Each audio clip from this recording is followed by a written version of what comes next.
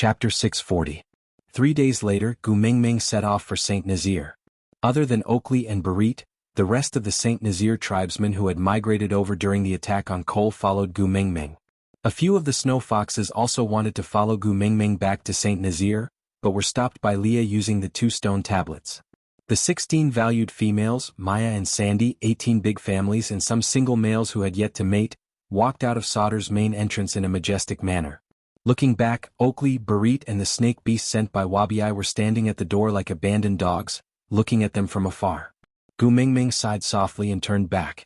Elvis tightened his arms around her waist and asked, "Worried?" Gu Mingming nodded and said, "Barit is just a 3rd-level beast. If he really meets Cole, he can't even protect himself. How can he protect Oakley? I just feel it's too risky." Elvis said, "Should we send someone to the Snake King Valley to send a message and invite Wabi over to protect them in secret?" Gu Mingming thought for a moment and shook her head, saying, "Let's not talk about how Cole wouldn't dare to show himself if Wabi is around. Also, with Wabi's temper, I'm afraid that Barit and Oakley will die in Wabi's hands before Cole arrives." Leah walked beside Elvis and held Gu Mingming's little hand, saying, "If you are really worried, I will call the 2 of them over and return to St. Nazaire together. Let's leave Sauter to those few old things.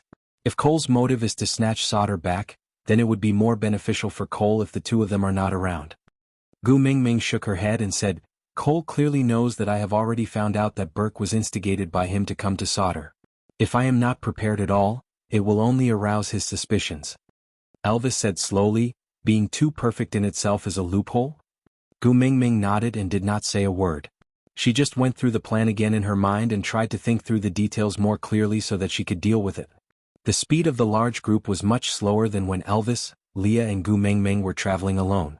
Females were delicate and could not stand the long journey. Although they had experienced it last time and were much better this time, the morning's journey had made them complain incessantly. Gu Mingming was not really in a hurry to rush back to St. Nazaire, so she found a better place in the forest in the afternoon and ordered them to rest on the spot.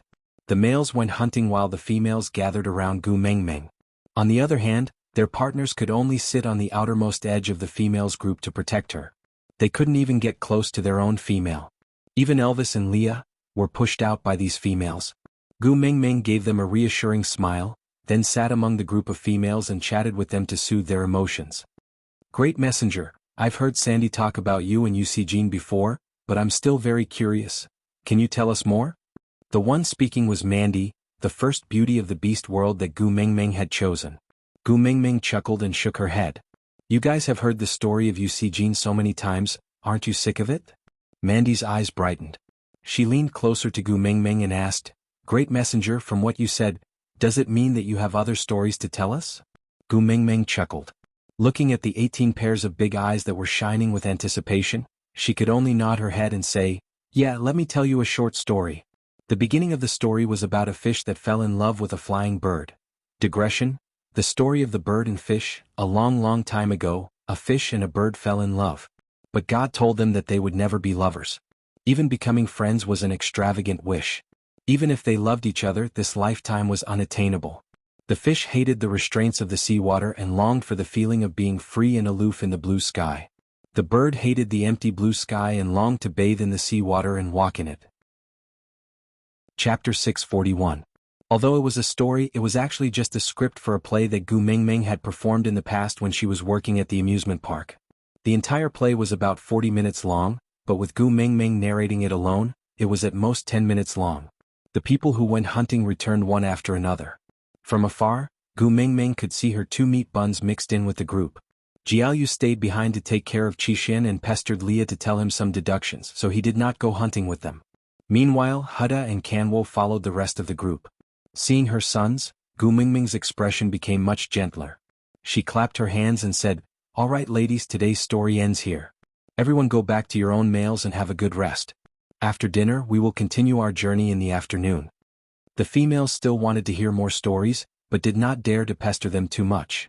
Mandy and Sandy each took the lead to evacuate a few females before the rest of the group dispersed one after another. Mandy stood behind Gu Mingming, feeling rather bashful. She tugged at Gu Mingming's skirt and asked softly, "That flying bird that fell in love with the fish, is it Ian?" Gu Mingming was stunned for a moment, before shaking her head in exasperation. Everything about the beast world was good, except for this habit of letting one's imagination run wild. Gu Mingming gently held Mandy's shoulders and said, "That's just a story, don't think too much about it. Hurry and go back. Your males are still waiting." Mandy nodded, but her eyes secretly peeked up at the treetops. Gu Mingming knew that this clearly meant that Ian was one of the main characters in the story. Forget it, let her fantasize all she wants. After sending Mandy off, the two meat buns that had returned from hunting ran to Gu Mingming. "Mummy here." Kamwa's speed was always faster.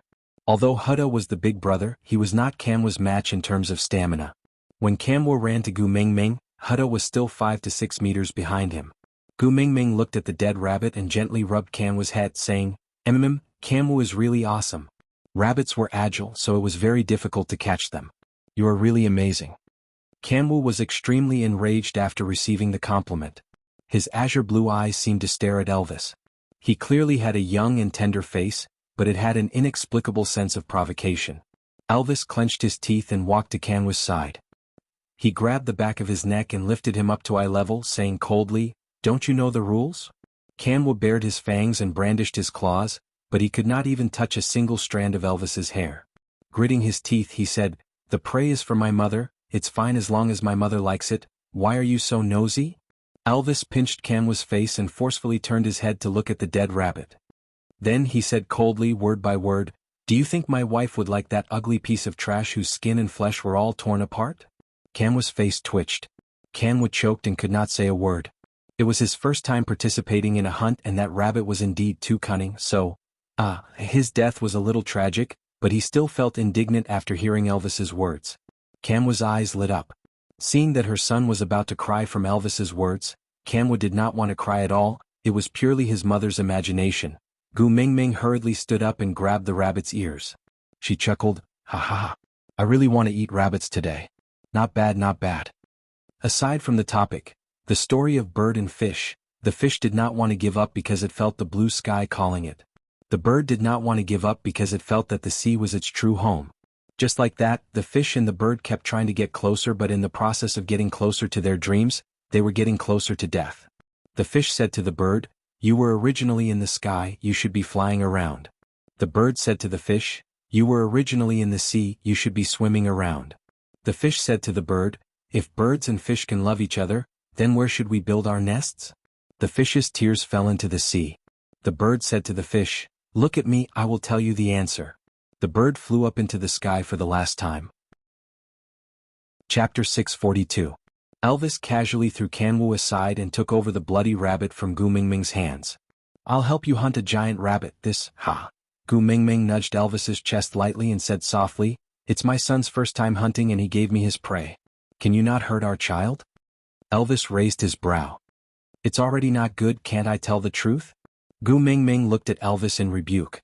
Elvis took a deep breath and wiped off the blood on Gu Mingming's fingers. "You're glaring at me because of him again. I really hate them more and more." Gu Mingming said, "Hubby." Kamwa walked forward and hugged Gu Mingming's thigh. He raised his little face and said seriously, "Mummy, don't be sad. It's alright if he hates me, I don't like him anyway." Gu Mingming's lips twitched. They were really biological father and son. Identification complete. Elvis ignored Kamwa and only instructed Leah before running into the depths of the forest. Hutta held onto a wild bird's neck and stood 2 steps away. He was hesitating if he should go closer. Gu Mingming waved her hand and called Hutta over. She touched his sweaty little face and asked, "What did you hunt? Let Mummy take a look too." Hutta placed the wild bird in front of Gu Mingming. "My prey is not even as good as Kamwa's," Gu Mingming chuckled. "Both of you are great. It's already not bad to have such results on your first hunt." Hutta said, "But Beast Father said," Gu Mingming pinched the cheeks of her 2 sons. "Beast Father is using his own method to motivate you and hope that you can do better. Don't be sad. He doesn't really despise you." Kamwa sighed and acted like a little adult. He ran away after getting into trouble and still needs Mummy to help him clean up. Sigh, when can he be more reliable? Gu Mingming laughed at Kamwa's words. She hugged him and kissed him. "Beast Father is afraid that we don't have enough food, so he went to replenish our prey." Kamwa hugged Gu Mingming's neck and kissed her on the cheek. Then he looked at Gu Mingming seriously with his azure blue eyes and said, "Forget it, don't help him explain. You already have enough troubles with such an unreliable first partner. But it doesn't matter. The four of us will grow up as soon as possible. At that time you don't have to count on him. The four of us will protect you. Gu Mingming chuckled and nodded. All right, I'll wait for my precious sons to grow up and protect me. Leah swayed his big tail as he held Jiaoyu's hand and walked over. With a light flick of his hand, Jiaoyu carried Qixin and stood together with Huda and Kanwu. Leah slowly squatted down beside Gu Mingming, wrapping his furry tail around her waist and pulling her into his arms. Resting his chin on his hands, he smiled amiably and said, "Brat, are you seducing my female?" Gu Mingming's face darkened. She slapped Li's face and said, "Watch your words. He is my son." Kanwu sighed and shook his head. He placed one hand on Gu Mingming's shoulder and said earnestly, "Mummy, why don't you consider taking in a few more normal males? Like Bode or Colin from mother-in-law's family. Those who are not sick in the head." Chapter 643. Li's nonchalant words made Yuan Shiwu's hair stand on end. Today was the first time he had gone hunting with his tribesmen. It was nerve-wracking and exciting. Although he had only hunted a small rabbit and there was still a lot of room for improvement in his skills, but he had received a compliment from his mother. Not allowing him to go hunting from now on? Why not just chop off his 4 limbs and be done with it? He bared his teeth at Leah, looking like he was about to explode. He felt that if Leah was not carrying Gu Mingming in his arms, Kanwu would definitely pounce on him and bite him. Jiaoyu tugged at Kanwu lightly and whispered something into his ear. Kanwu paused for a moment and smiled sneakily for a second. Then he instantly lost his temper and sat on the ground. He lifted his little face and looked at Gu Mingming with a pair of watery blue eyes, melting Gu Mingming's heart. He sniffled and pouted, looking like he was about to cry but could not. "Mummy, do you not like the little rabbit I hunted? You also despise the prey I gave you, right? So whoa. Jiaoyu's little scheme was too obvious in Gu Mingming's eyes. But seeing through everything did not stop her from feeling sorry for her son. Gu Mingming pinched Leah and struggled out of his arms to hug Kanwu. She comforted him softly. "Kanwu, be good. Kanwu, don't cry. Mummy really likes the prey Kanwu gave to Mummy. You have done very well. Mummy is proud of you." Kanwu said, Whoa, but I can't hunt any more for Mummy. Sob. Can I no longer receive Mummy's compliments? Can I no longer take care of Mummy? Then I will be abandoned by Mummy and become a wild wolf that no one wants? Sob. Mummy. Kanwu's unreasonable crying was, strictly speaking, illogical. But which mother in this world would not feel heartwarming when she heard her son trying so hard to take care of her, trying so hard to prove his capabilities in front of her? Gu Mingming patted Kanwu's back lightly. Then she tilted her head and stood on Kanwu's side without any principles. She glared at Leah and said with slight annoyance, "It's fine if Elvis is like this, but why are you like this too? What's the point of abusing your power to threaten a kid?" Leah was stunned for a moment after being scolded by Gu Mingming. He then smiled brightly and leaned his handsome face in front of Gu Mingming, the tip of his nose touching Gu Mingming's, as if he could not wait to see Gu Mingming in his eyes. The 2 pure white fox ears on the top of his head twitched twice, his voice ambiguous and excited. The moment he opened his thin lips, Li's unique warm breath sprayed onto Gu Mingming's face, making her feel sentimental. "Mingming, you look so attractive when you are angry." Gu Mingming blushed at Li's actions and instinctively took a step back. But Leah did not give up. His large tail quickly occupied her waist and pulled her towards him. He supported the back of her head with one hand and slid his other hand down her arm to her palm. He opened his fingers and slipped them through the gaps between her fingers. With one grip, all 10 fingers were locked tightly. "If you're angry, do you want me to pull your ears?" Gu Mingming's entire body stiffened from Li's actions, but she did not know what to do. She turned around to seek help from her sons, only to see Jiaoyu sigh and pat Kanwu, saying, "Forget it, don't bother with a masochist. A normal person will never win against a lunatic." Chapter 644. The 4 sons sighed and walked away quietly. Gu Mingming facepalmed. What happened to the promised fatherly love and tall and lofty image? Why were these 2 fellows in her family disliked by their sons one after another? Was there really something wrong with her taste in men? Gu Mingming felt a deep sadness. Elvis did not need too much time to hunt, so not long after the 4 little ones left, Elvis was already carrying a huge rabbit that was 3 times the size of his human form back. Gu Mingming felt it was quite novel to see a whole prey after such a long time. Pushing Leah away, Gu Mingming walked to Elvis and looked at the owner who had purposely placed his prey beside Kanwu's little rabbit.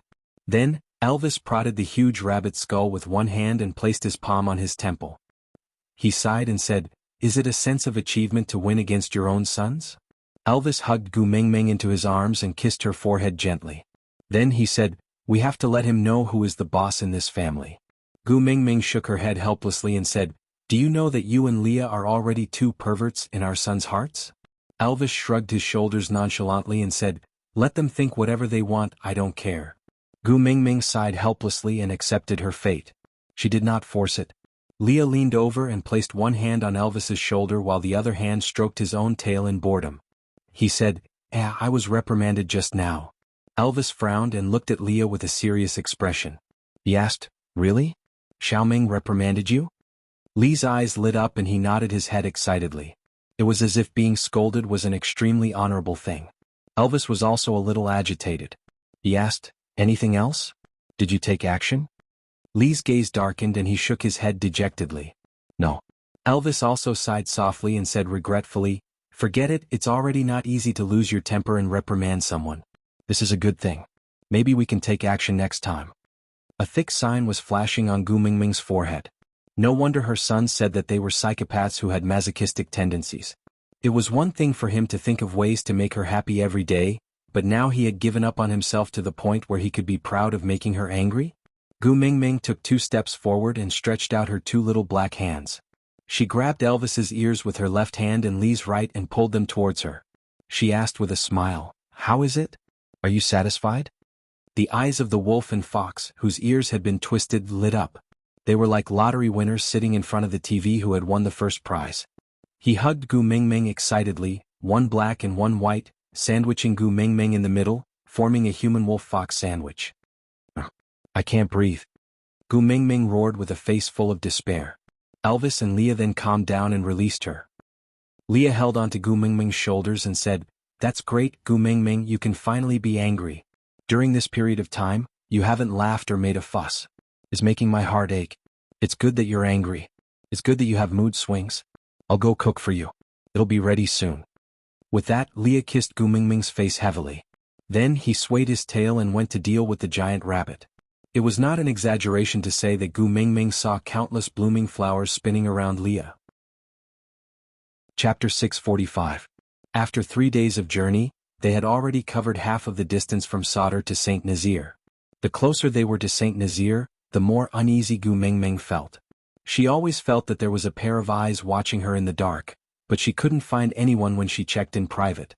Even Ian, who was hovering in the air, did not notice anything suspicious, so Gu Mingming could not help but attribute it all to homesickness. At night, a bright moon hung in the sky. The bright moonlight revealed a trace of coldness, like a white gauze curtain enveloping everything in the night. The verdant and tall ancient trees exuded a strange atmosphere in the darkness, causing people to involuntarily feel a sense of awe.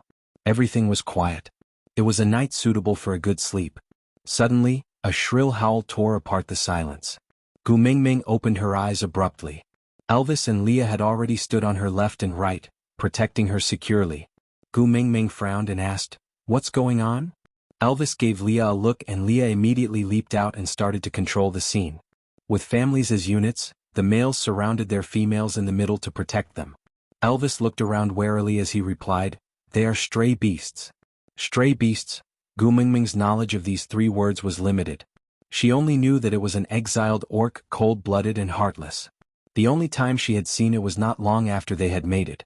A few stray beasts were lured into the cave by her singing. Elvis was severely injured and unconscious at that time. Leah stayed in her cave. Gu Mingming felt a wave of disgust as she recalled the scenes of them eating her comrades. Frowning, he asked, "Can't we just expel it with our beast pressure?" Elvis said, "If it's only the 2 of us, this method would be the simplest and most effective."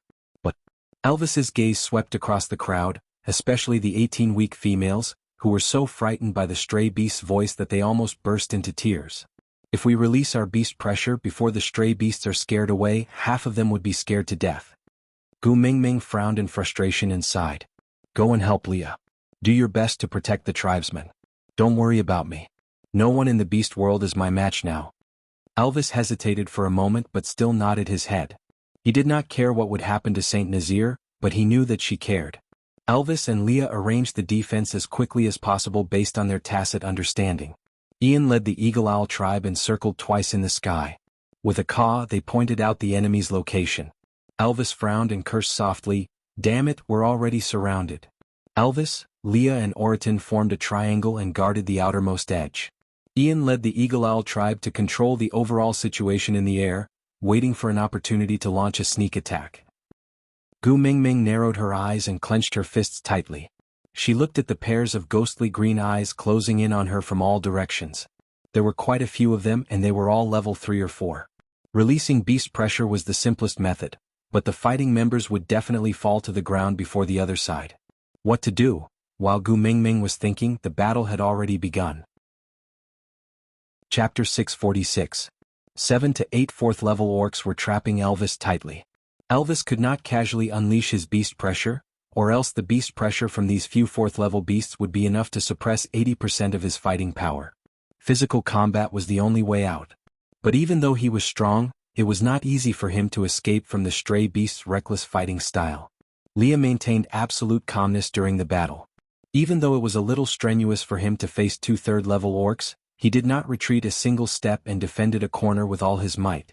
The Eagle Owl tribe led by Ian circled in the sky, occasionally swooping down to catch a stray beast that was alone. Then they would quickly return to the sky and use their sharp claws to tear the stray beasts to shreds before landing heavily on the ground. Oriton was used to the stray beast's fighting style, so he was evenly matched with a 4th-level orc. No one had the upper hand. Colin and Sandy had leveled up to 3rd level after mating. Perhaps it was because he did not participate in the previous battle, he seemed to be fighting with all his might this time. But the difference in levels was absolute. Against a 4th-level stray beast, Colin's body was quickly covered in wounds of varying degrees. The rest also fought fiercely with their families as a unit. The scene was bloody and violent, with broken limbs flying in front of Gu Mingming's eyes. She thought she would be afraid, but the heat in her heart was not fear, but excitement. She wanted to participate in the battle, and even tear the enemies apart with her own hands. Gu Mingming was very clear that this excitement did not belong to her, but to Snake's boiling blood that had settled in her body. Sandy's face was pale with fright, and she clutched tightly onto the corner of Gu Mingming's clothes, unwilling to let go. Gu Mingming pursed her lips and stuffed the bun that was guarding her in place of Elvis into Sandy's arms, saying, "Help me look after these 4. Lowering her head, Gu Mingming was stunned for a moment.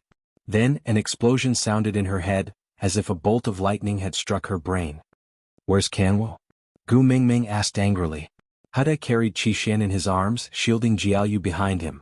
He was clearly very afraid, but he still had to pretend to be calm and protect his brother. Hearing Gu Mingming's question, he then realized that Kanwo had disappeared. He looked around frantically, but there was killing and blood everywhere. Huda's tiny body kept trembling as if his throat was locked, he could not say a single word. Gu Mingming frowned and squatted down to look straight at Huda. She held onto his little shoulders and said, "Huda, Mummy is going to look for Kanwo now. You are the eldest, you have to take good care of your younger brothers. Before Mom comes back, find a place to hide and protect yourself and Aunt Sandy, okay?" Huda trembled and nodded, clearly afraid but still determined. He was the eldest brother and he could not be weak at this time. Gu Mingming looked up at Sandy and said, "Help me take care of the child, I will be back soon." Sandy nodded with much difficulty, tears welling up in her eyes. She was clearly so scared that she wanted to cry, but she still let go of Gu Mingming's hand. Biting her lips, she reminded, "You have to be careful." Gu Mingming did not hear Sandy's reminder. Because after leaving that sentence, Gu Mingming had already turned and dashed into the battlefield filled with killing. She did not have sharp fangs or claws, but she opened up a bloody path. As she walked past, she accurately slapped all the stray beasts to the ground. Chapter 647. Gu Mingming's eyes kept searching for Kanwo's figure amidst the chaotic killing. A wild jackal with bloodshot eyes leaped up after biting off an orc's throat, pouncing towards Gu Mingming. Gu Mingming's eyes did not see the incoming danger. Instead, her body reacted instinctively based on Risnella's battle memories. She lifted one leg in an instant, and the moment her height exceeded the jackal, she slammed it down harshly. Her heel directly smashed onto the jackal's nose, creating a huge pit when it landed on the ground. Gu Mingming did not lower her head to look, but continued searching for Kanwo. The jackal only had half a head left, and its brain matter was splattered everywhere. However, no one showed any mercy. Gu Mingming did not emit her beast pressure but still attracted the attention of the stray beasts like a magnet. Perhaps it was because a female walking around in the battlefield was too eye-catching that the stray beasts all resorted to extreme attacks to get rid of the entanglement in front of them. They then surrounded Gu Mengmeng in twos and threes. Elvis was afraid that Gu Mengmeng would be hurt. His eyes were bloodshot and he could not care less about hurting himself. He released his beast pressure and instantly suppressed the few fourth-level orcs surrounding him. He then quickly ran to Gu Mengmeng's side and protected her in his arms. "Why did you run out? Are you hurt?" Gu Mengmeng's gaze was still darting around. She said anxiously, "Kanwu is missing. I want to find him." Elvis frowned and his eyes shone fiercely. "You are putting yourself in danger for that little wolf pup again." Gu Mengmeng pushed Elvis's hand away. She raised her leg and kicked away the stray beast that had recovered from Elvis's beast pressure and was about to attack her from behind. She then shook her head and looked at Elvis. "This level of attack is not dangerous to me." Elvis clenched his teeth and said harshly, "The most regretful thing I have done in my life is to let you give birth to them." Elvis carried Gu Mengmeng by the waist and spun her around to protect her against his chest. He turned around abruptly and glared at the bloody beast less than an inch away from his neck with his bloodshot eyes. He squeezed out 2 words through his teeth. "You're courting death." The thick tail was like a steel whip as it viciously lashed at the waist of the ambusher. The stray beast was sent flying 7 to 8 steps away, its intestines and innards scattered along the way, finally disappearing into the bloody ground. Gu Mengmeng separated herself from Elvis's arms and said, "Let's split up and search. We must find Kanwu safe and sound. I can't have another son whose life is uncertain." Elvis really wanted to bite Kanwu to death after finding him, but when he met Gu Mengmeng's worried eyes, he still nodded. He frowned and said, "You're not allowed to get hurt." Gu Mengmeng nodded in agreement. "I know. You be careful too." With that, Gu Mengmeng continued to look for Kanwu in another direction. On the other hand, Elvis clenched his fists and forced himself to turn around as well. He wanted to find that bastard son who was courting death on the battlefield as soon as possible. Only then could Gu Mengmeng stay at the back with peace of mind and not enter this filthy and bloody battlefield. A white figure flashed into Gu Mengmeng's eyes. The snow fox that was supposed to be spotlessly white was now covered in a sinister red color. Its flesh was flipped and blood was flowing out. Leah was injured. Chapter 648. If this bite landed, even if Leah did not die, he would be severely injured. At that critical moment, Gu Mengmeng clenched her fists tightly and her body shook. Instantly, the world shook and everything started to double up. No matter what level the orcs were at, they all fell to the ground at the same time. Worry and fear controlled Gu Mengmeng's emotions. She released her beast pressure unconsciously and did not even realize that Li's danger had been resolved. A warm embrace hugged the explosive Gu Mengmeng tightly and a gentle voice rang beside her ear. "Xiaoming, it's all right now. Don't be scared, don't be scared." Elvis spat out a mouthful of blood from behind Gu Mengmeng's ear. The blood stung Gu Mengmeng's eyes and instantly brought her back to her senses. Turning around, she saw Elvis's weak but relieved smile slowly falling down. Gu Mengmeng reached out to grab him but could not grab hold of Elvis's body. She could only watch as Elvis turned from his human form into a black wolf and fell down slowly, brushing against her fingertips. The entire battlefield was silent in an instant. There was not a single trace of the bloodbath and howls from a moment ago. Gu Mengmeng stood on the ground that was soaked in blood and lowered her head. However, she could not differentiate those who fainted from her beast pressure and those were already dead corpses. The moonlight was still hazy and it was like a veil that shrouded the wailing battlefield, adding a sense of coldness and mystery to the bloody scene. Gu Mengmeng stood in the moonlight and her legs felt as heavy as lead. She clearly knew that she had lost control at that moment. If Elvis had not hugged her, by the time she regained her senses, she would have been the only living thing here. Gu Mengmeng just stared blankly at everything, her gaze wooden and empty. Silence, the world was so silent that even the wind did not dare to enter this cruel scene. Suddenly, her vision blurred and Gu Mengmeng fainted on the ground without any warning, as if she was a puppet whose soul had been sucked out. Under the moonlight, a person walked towards her from afar. A pair of fox ears were rather conspicuous as he walked towards Gu Mengmeng step by step from the pile of corpses. He was calm and elegant, his gaze gentle and persistent, as if he was not stepping on a ground full of corpses but a path full of fresh flowers.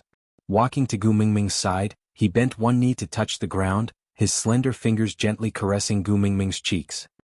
He smiled dotingly and indulgently, his cold voice carrying a tinge of malice, as if he was a stubborn husband indulging his beloved wife to fool around. He said, Gu, don't be anxious. I will let you slowly see that only I, Cole, am qualified to stand by your side in this world. I will stand at the top of the world with you and look down on everyone. It won't be long before you'll get tired of these pieces of trash that are holding you back, and then kill them with your own hands. I will plan everything for you and then stand at the most dazzling place, waiting for you to come to my side. As Cole said, he slowly bent down, wanting to kiss Gu Mingming's cheek. However, when he was only an arm's length away, he felt an intense pain on his face. Cole paused for a moment and stepped back. When he touched his face again, it had already started to rot. Cole clutched his wound and stared fiercely at the snake-shaped mark on the back of Gu Mingming's neck. His eyes were filled with venom as he said coldly, "Snake, you're still hindering me even after you're dead. One day, Gu will cut off your mark for me and let you completely become a dead snake." Dead snake. Aside from the topic, today's update has ended. Babies, there are still 4 more days before February ends. Chapter 649. Swaying. The whole world was swaying. Everyone fell one by one in front of Gu Mingming, be it enemy or friend. The blood droplets seemed to be flowing in reverse, floating up from the ground drop by drop, hovering in the air to form a huge blood ball of the same size as the moon. Then it exploded in an instant, and all the blood pierced towards Gu Mingming like sharp kunai. Gu Mingming stood rooted to the ground, unable to move, and could only watch as the blood blades shot towards her eyes. A mouthful of fresh blood sprayed onto Gu Mingming's face, and the familiar smiling face became increasingly blurry in front of her. His slender fingers gently caressed her face, and a weak voice that was almost inaudible rang beside Gu Mingming's ears. "Mingming, it's good that you're all right." The originally fluffy and white tail was filled with mud, and Li's devil-like face slowly slid down in front of Gu Mingming. Gu Mingming's throat seemed to be tightly locked by something, and she could neither cry nor move. She could only watch as Leah fell into the pool of snow, with a pair of long and affectionate eyes still staring at her with a smile. Even though it was dim and lifeless, it still could not conceal the sense of relief and heartache. "Leah." Gu Mingming suddenly sat up, her head full of sweat accompanied by a sense of dizziness. She tilted her body and fell into a warm embrace. The furry tail was gently stuffed into her arms, and Gu Mingming instinctively hugged it tightly. Turning her head, she looked at the smiling face right in front of her with misty eyes, and heard him saying gently, "Mingming, I'm here." Gu Mingming pounced into Li's arms, crying out loud. That dream was too realistic. It was as if she had really experienced Li's death once. "Mingming, don't be afraid, it's all right now." Leah hugged Gu Mingming lightly, patting her back gently, soothing her emotions. After crying for a while, Gu Mingming finally calmed down and sobbed, "I dreamed that you died." Leah chuckled softly, using his fingers to lift Gu Mingming's chin. His long and narrow eyes were deep and affectionate, and his voice was as gentle as the spring breeze. His thin lips parted slightly. "You saved me, so I won't die. Don't be afraid, don't be afraid." "I saved you?" Gu Mingming was stunned for a moment before she recalled that fight. The last thing she remembered was a stray beast pouncing at the heavily injured Leah. Leah barely dodged it but exposed his abdomen to the other stray beast. She was so scared then that her brain lost control of itself and lost all rationality. And then, Gu Mingming widened her eyes and looked around, shouting, "Elvis! Where is Elvis?" Someone pressed on her head and a figure shrouded her from behind. He took Gu Mingming from Li's arms and placed her on his chest. He kissed Gu Mingming's little face and said in a hoarse voice with a tinge of laziness, "I'm fine, don't panic." Gu Mingming hugged Elvis back tightly and heaved a long sigh of relief. When her heartbeat returned to normal, Gu Mingming then said, "I remember, you vomited blood." Elvis played with Gu Mingming's long hair and replied softly, "Yeah. Did I hurt you?" Gu Mingming lowered her head, her heart filled with guilt. "You clearly told me not to release my beast pressure so easily, but I'm sorry." Chapter 650. Leah stood at the side and chuckled, looking at her with a gentle gaze. This stray beast attack may have been a disaster to Saint Nazir, but to Elvis and Leah, it was salvation. In this battle, Gu Mingming's emotions suppressed by Snake's memories seemed to have been released. She gradually revealed her original self, be it anger, worry, or shyness. They knew that their Gu Mingming was slowly returning to her. This was a good thing, although the price was a little heavy. Elvis kissed Gu Mingming until her entire body went limp, before releasing her reluctantly. Gently wiping away the saliva at the side of her lips, he smiled as if he had not had enough. Gu Mingming straightened her body, lowered her head and asked softly, "Kanwu?" Elvis's smile instantly turned cold. His gaze drifted to a place not far away, his voice carrying a strange calmness as he said, "I found him, he's fine." Gu Mingming heaved a sigh of relief, finally calming down completely. Raising her head, Gu Mingming looked around, realizing that she was no longer at the place where she was ambushed by the stray beasts that night. That's right, blood flowed like a river there. The first thing Elvis and the rest did when they woke up was naturally to leave as soon as possible, in case the stray beasts had any more tricks up their sleeves. Gu Mingming wanted to stand up to check on the children, but after supporting herself she realized that her entire body was so weak that it was almost impossible for her to stand up. Leah carried Gu Mingming up and said, "Snake's power far exceeds the limits of what your body can handle. Forcefully unleashing his power has damaged your meridians. If not for the Beast King's regenerative abilities, you would have already been smashed into a pool of blood by the beast pressure you released." Gu Mingming did not struggle, she just secretly turned back to look at Elvis. Something was wrong. In the past, as long as Elvis was around, he would never let anyone carry her, but today he had handed himself over to Leah. And when he stood up, he actually held onto a tree. Although it did not look like much effort, but when had Elvis ever held onto anything to stand up? Something was wrong, something was definitely wrong. If, even with the Beast King's powers protecting her, she almost turned into a pool of blood, then how badly injured was Elvis, who forced himself to approach her while she was in a daze? "Hubby." Gu Mingming bit her lower lip but could not say a word. Elvis looked up, his blue eyes were filled with indulgence and love as tranquil as the night sky. He stretched his hand out to caress Gu Mingming's little face, asking, "Do you want me to hug you?" As Elvis spoke, he reached out his hand to receive Gu Mingming. Gu Mingming clearly felt Li's hesitation. It had nothing to do with jealousy, he was worried about Elvis's health. Gu Mingming shook her head. She stretched out one hand with her palm facing up. "I want to hold hands." "All right." Elvis's large hand held Gu Mingming's little hand gently. He turned it around and placed the back of her hand by his lips, kissing it. Then, as if he was looking at the most precious treasure in the world, he held her little hand tightly in his palm. Leah and Elvis brought Gu Mingming to a big tree not far away. Hada was carrying Qi-Xian in his arms, sitting under the tree in a daze. Jiaoyu saw Gu Mingming from afar and rushed over. As for Kanwu, he was tied up with tree vines and hung upside down on a tree. Chapter 651. You. Gu Mingming was confused and asked, "Why are you here?" "I was worried about you. So I asked Barit to take care of my tribesmen for the time being. Once I see that you have safely returned to Saint Nazir, I will return to Sauter. During this period of time, Barit has given my tribesmen a lot of prey and I will repay him double before winter." Burke was still sitting under the tree, looking up at Gu Mingming with a faint smile but not moving closer. Gu Mingming nodded, indicating that she understood. Then she looked at Elvis and then at Leah, asking, "Who hung Kanwu on the tree?" "Me," Elvis said with a hoarse voice.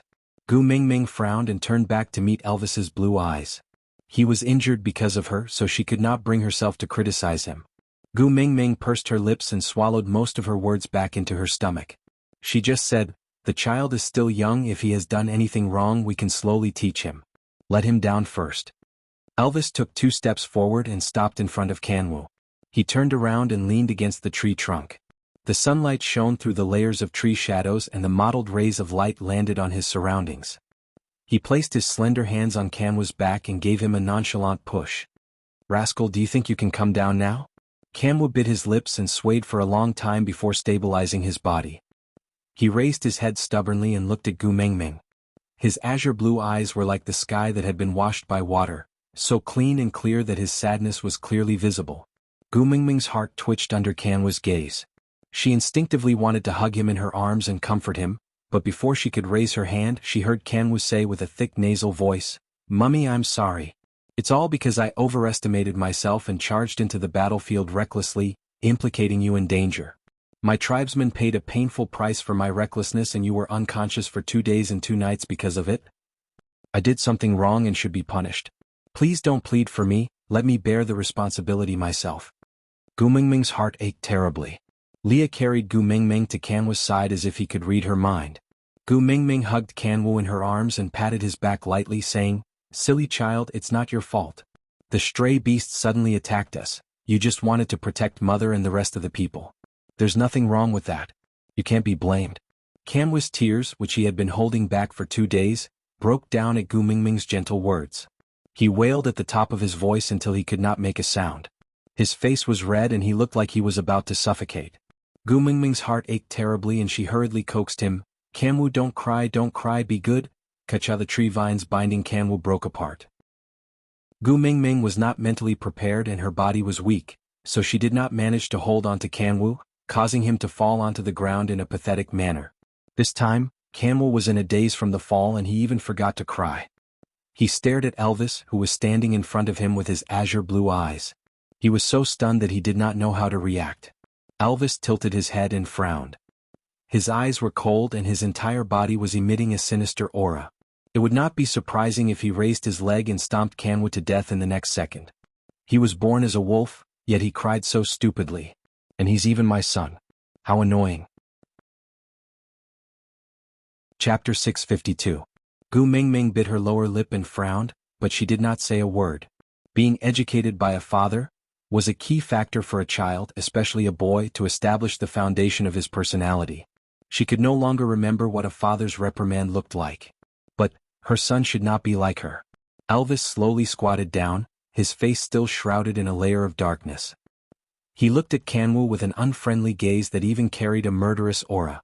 You should think of ways to make up for your mistake if you know you made a mistake, and not apologize while shedding cowardly tears. Kanwu's tears were still welling up in his eyes, but he stubbornly bit his lip and forced his tears back. He just glared at Elvis as if he wanted to use this method to prove that he was different from what Elvis had said. Elvis sneered and pinched Kanwu's little face. He said with some disdain, Your eyes are not bad. But it is not wise to provoke a strong opponent that you cannot defeat. I will surpass you one day. One day. Kanwu roared. Elvis stretched out his sharp claws and swung it at Kanwu's back. Kanwu instinctively wanted to dodge, but he clenched his teeth and shut his eyes, using all his strength to control his body. He could not dodge, he could not run away. Otherwise, it would be equivalent to admitting defeat. There was no pain as he imagined. Kanwu secretly opened one eye and realized that the tree vines binding him had already broken into pieces, while he was completely unharmed. Elvis stood up and turned his back to Kanwu. He glanced sideways at him coldly and said, "The more afraid you are, the more you have to remain calm. Closing your eyes in front of a strong opponent is equivalent to giving up your own life." Kanwu staggered to stand up, his little fists hanging by his sides. His shoulders were raised and his chin was tucked into his collarbone. He looked up and glared at Elvis fiercely. Elvis turned around and did not look at Kanwu anymore. He said calmly, "You did not do anything wrong by rushing into the battlefield. Because my son is never a weakling that needs protection. Your fault is that you are not strong enough." Kanwu's little body seemed to be bearing a huge weight. His arms were trembling from his tightly clenched fists. He no longer roared but was unbelievably calm. His voice was calm and not timid. He said, "Hey, will you teach me? Teach me to become stronger." Elvis let out a low laugh. He turned around and glanced sideways, his lips curving into a contemptuous smile.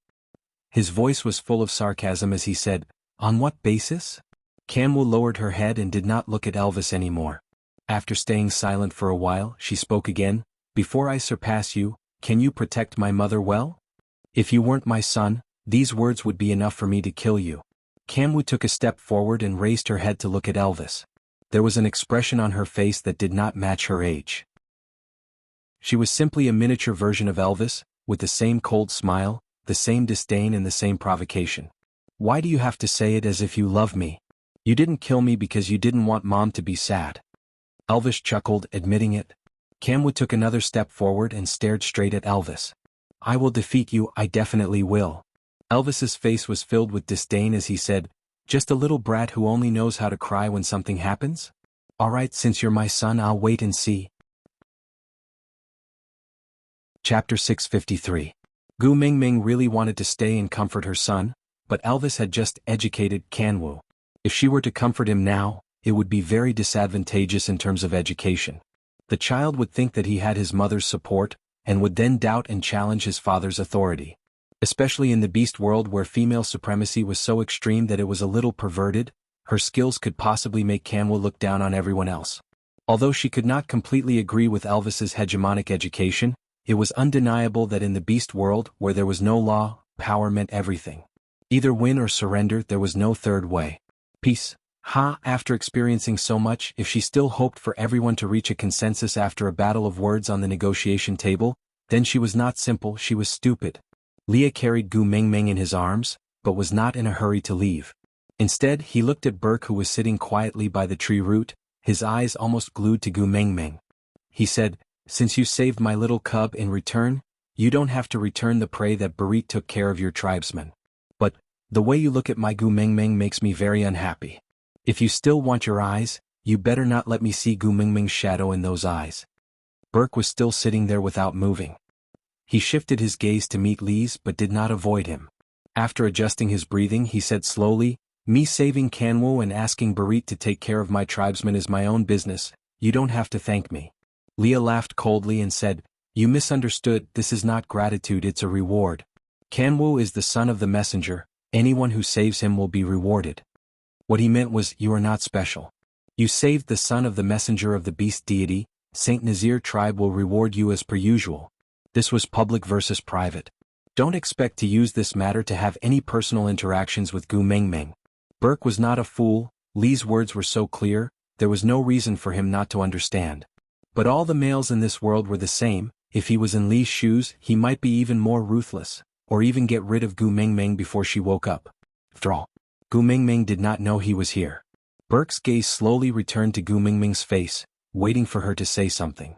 Gu Mingming's attitude, she turned her head around and rested her head on Lee's shoulder. She leaned her head against Lee's neck and closed her eyes, ignoring him.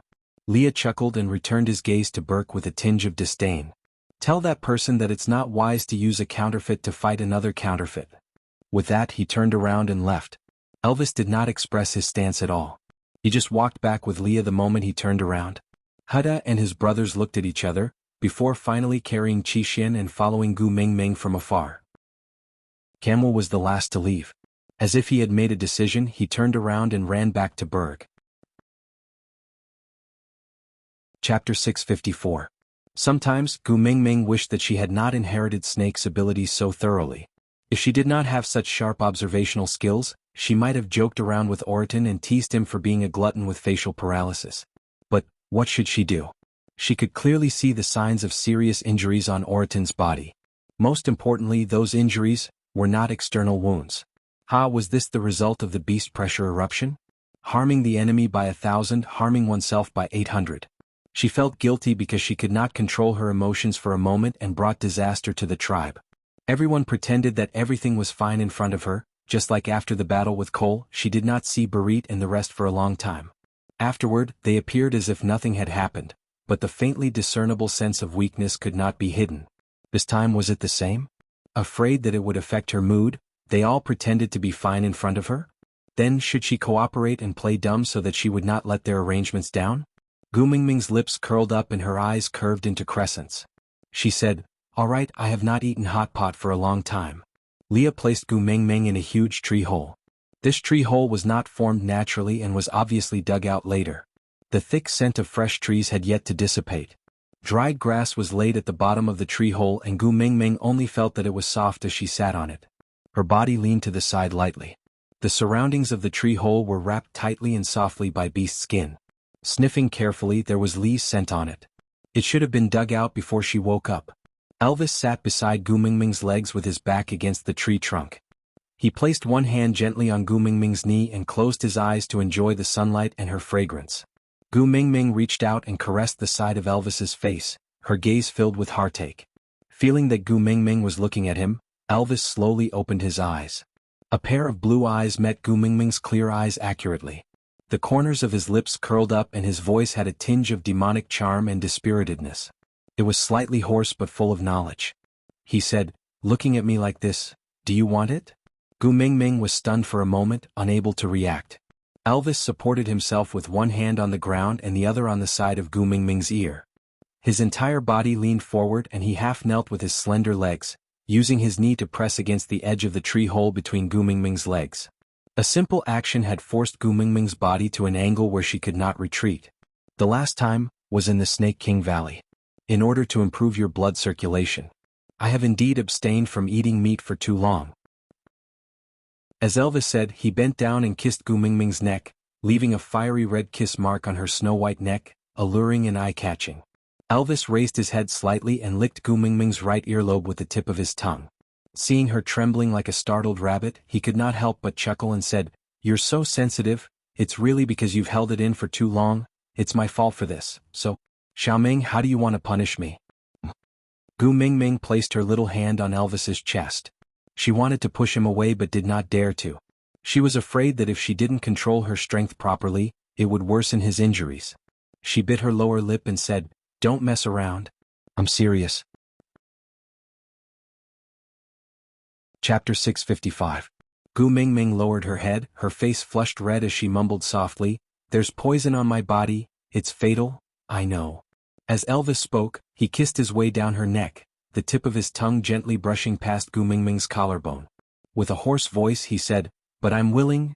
Gu Mingming placed her hands on Elvis's shoulders, her body trembling uncontrollably.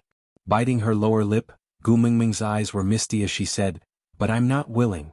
Elvis paused and straightened his back. He hooked Gu Mingming's chin with one hand and stared at her tearful little face. "Are you despising me?" Gu Mingming shook her head, not daring to look at Elvis's eyes. She said softly, "I know you're injured and it's hard for you to stand and walk, right? But if you don't want to tell me, I won't ask. So, don't use this method to cover up, it makes my heart ache." Elvis's heart ached at Gu Mingming's words. The current her wasn't someone he could hide from just by pretending to be fine, right? He clearly knew everything, but he had to keep it all in his heart, forcing a smile and playing along with them in exchange for their peace of mind. Elvis hugged Gu Mingming in his arms, whispering into her ear, "I really hate that snake. He made you so sharp, but didn't give you the corresponding intelligence." Gu Mingming was taken aback. She blinked her eyes, the worries in her heart dissipated by the second half of Elvis's sentence. Elvis let out a deep breath, then held onto Gu Mingming's shoulders. His blue eyes stared straight into her eyes, saying, "Don't you understand? I've already said, I'm willing." Gu Mingming felt that her brain was not working so well. She just felt her breathing was a little rushed. She stared straight into Elvis's eyes as if her soul was being sucked into his eyes. Elvis smiled gently and dotingly, rubbing Gu Mingming's little head, saying, "Dying from your domestic violence might be the happiest way to die in this world. If it's you, you're willing to do anything. Death is fine too." Gu Mingming's heart felt like it was being gripped tightly. He did not roar like Ma Jingtao. Every word he said was calm and gentle, but it was like a gentle hand holding onto Gu Mingming's heart steadily. Gently retracting his fingers, her heart was so sensitive that it felt like it was about to explode. Gu Mingming raised her arms and hugged Elvis back, burying her little face in the crook of Elvis's neck as she shed her first tears since leaving the Snake King Valley. "Hubby, what should I do? I'm so scared. I don't know what happened. I couldn't control my emotions. What if one day I accidentally kill you?" Gu Mingming was crying while Elvis was smiling. Finally, the sealed door that was forged by Snake's 1,000 years of loneliness was pushed open a small gap. His Gu Mingming was escaping from that crack. As long as he could grab her hand, it didn't matter whether he pulled her out or accompanied her in. Chapter 656. Leah walked over and leaned against the tree trunk, chuckling, all right, I will be jealous if you continue like this." Elvis snorted softly and stood up slowly. Gu Mingming could tell that Elvis's injuries were definitely not healed and he was putting on a brave front. Leah carried Gu Mingming out from the tree hole and tapped on her little nose, saying, "Elvis is a 5th-level orc. Although his injuries are not light, his recovery speed is already very shocking. Moreover, don't you still have me around? I will not give him a chance to die in front of me and then watch you cry your heart out for him." Gu Mingming knew that Leah was purposely using such a sour tone to comfort her so that she could quickly recover from her sadness. Wiping her tears, Gu Mingming wrapped her arms around Lee's neck and asked, "What about you? Were your injuries very serious?" Leah chuckled with an awkward expression, replying, "I am not Elvis," forcefully enduring his beast pressure and refusing to give in, forcing himself to hug you when you were releasing your beast pressure. Gu Mingming remembered that if Elvis had not hugged her at that time, she did not know how long she would have lost control of her emotions. Elvis took 2 steps forward, holding Gu Mingming's little hand and kissed it, saying, "Once you released your beast pressure," he immediately reverted to his original form and fainted. Leah snorted through his nose and turned his face to the side, revealing his embarrassment. Sitting around the fire pit, Leah placed Gu Mingming down properly before starting to add meat into the pot. The soup that had already been prepared was giving off a thick bone aroma, stimulating one's appetite. Oriton used 2 peeled tree branches to make chopsticks, picking up the meat while telling Gu Mingming, "Yeah, what Elvis said is true. I fainted about a breath later than Leah and also reverted to my original form and lost consciousness." Gu Mingming face-bombed, feeling a little speechless. Oriton's poker face and reporting while eating the meat gave off an inexplicable sense of hilarity. Leah rolled his eyes at Oriton, clenched his teeth and quickly snatched a large piece of meat that Oriton had boiled, placing it into a small wooden bowl, blowing on it to warm it before sending it to Gu Mingming's mouth, saying while feeding her, say it, you can mock me however you like, don't stand on ceremony.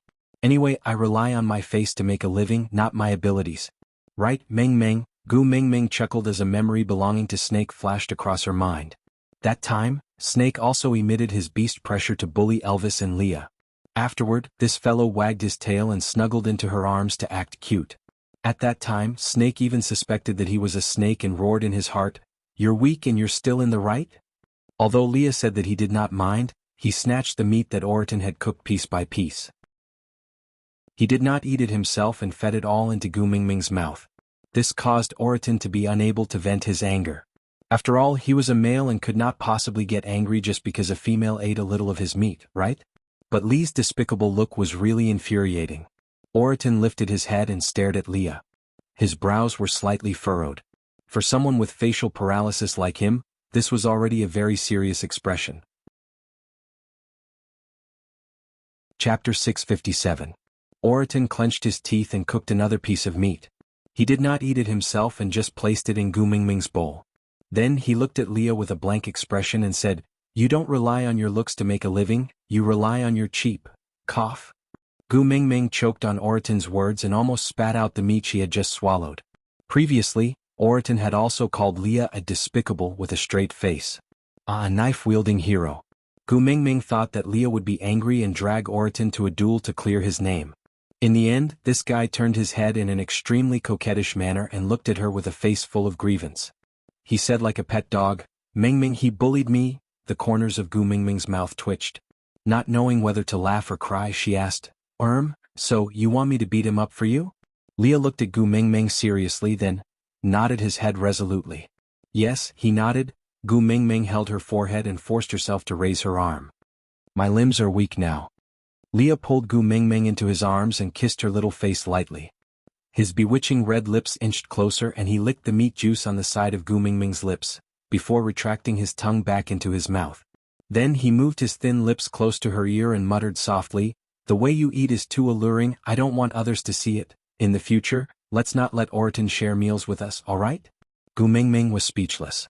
Green veins popped up on Oriton's forehead as he glared at Leah, looking like he was about to charge forward and fight Leah to the death. What kind of joke was this? Snatching food from the tiger's mouth? But Leah didn't mind. He glanced sideways at Oriton and chuckled. "Praise me or else. Once Mingming opens her mouth, there's no turning back. A hot pot, barbecue stewed pork knuckle. I wonder what delicacies Mingming will bring later. If I can't eat them, won't you regret it?" Oriton clenched his teeth and fiercely squeezed out a sentence from between his teeth. "You win." Leah chuckled, then looked at Oriton with an evil expression. "You're quite tactful, aren't you?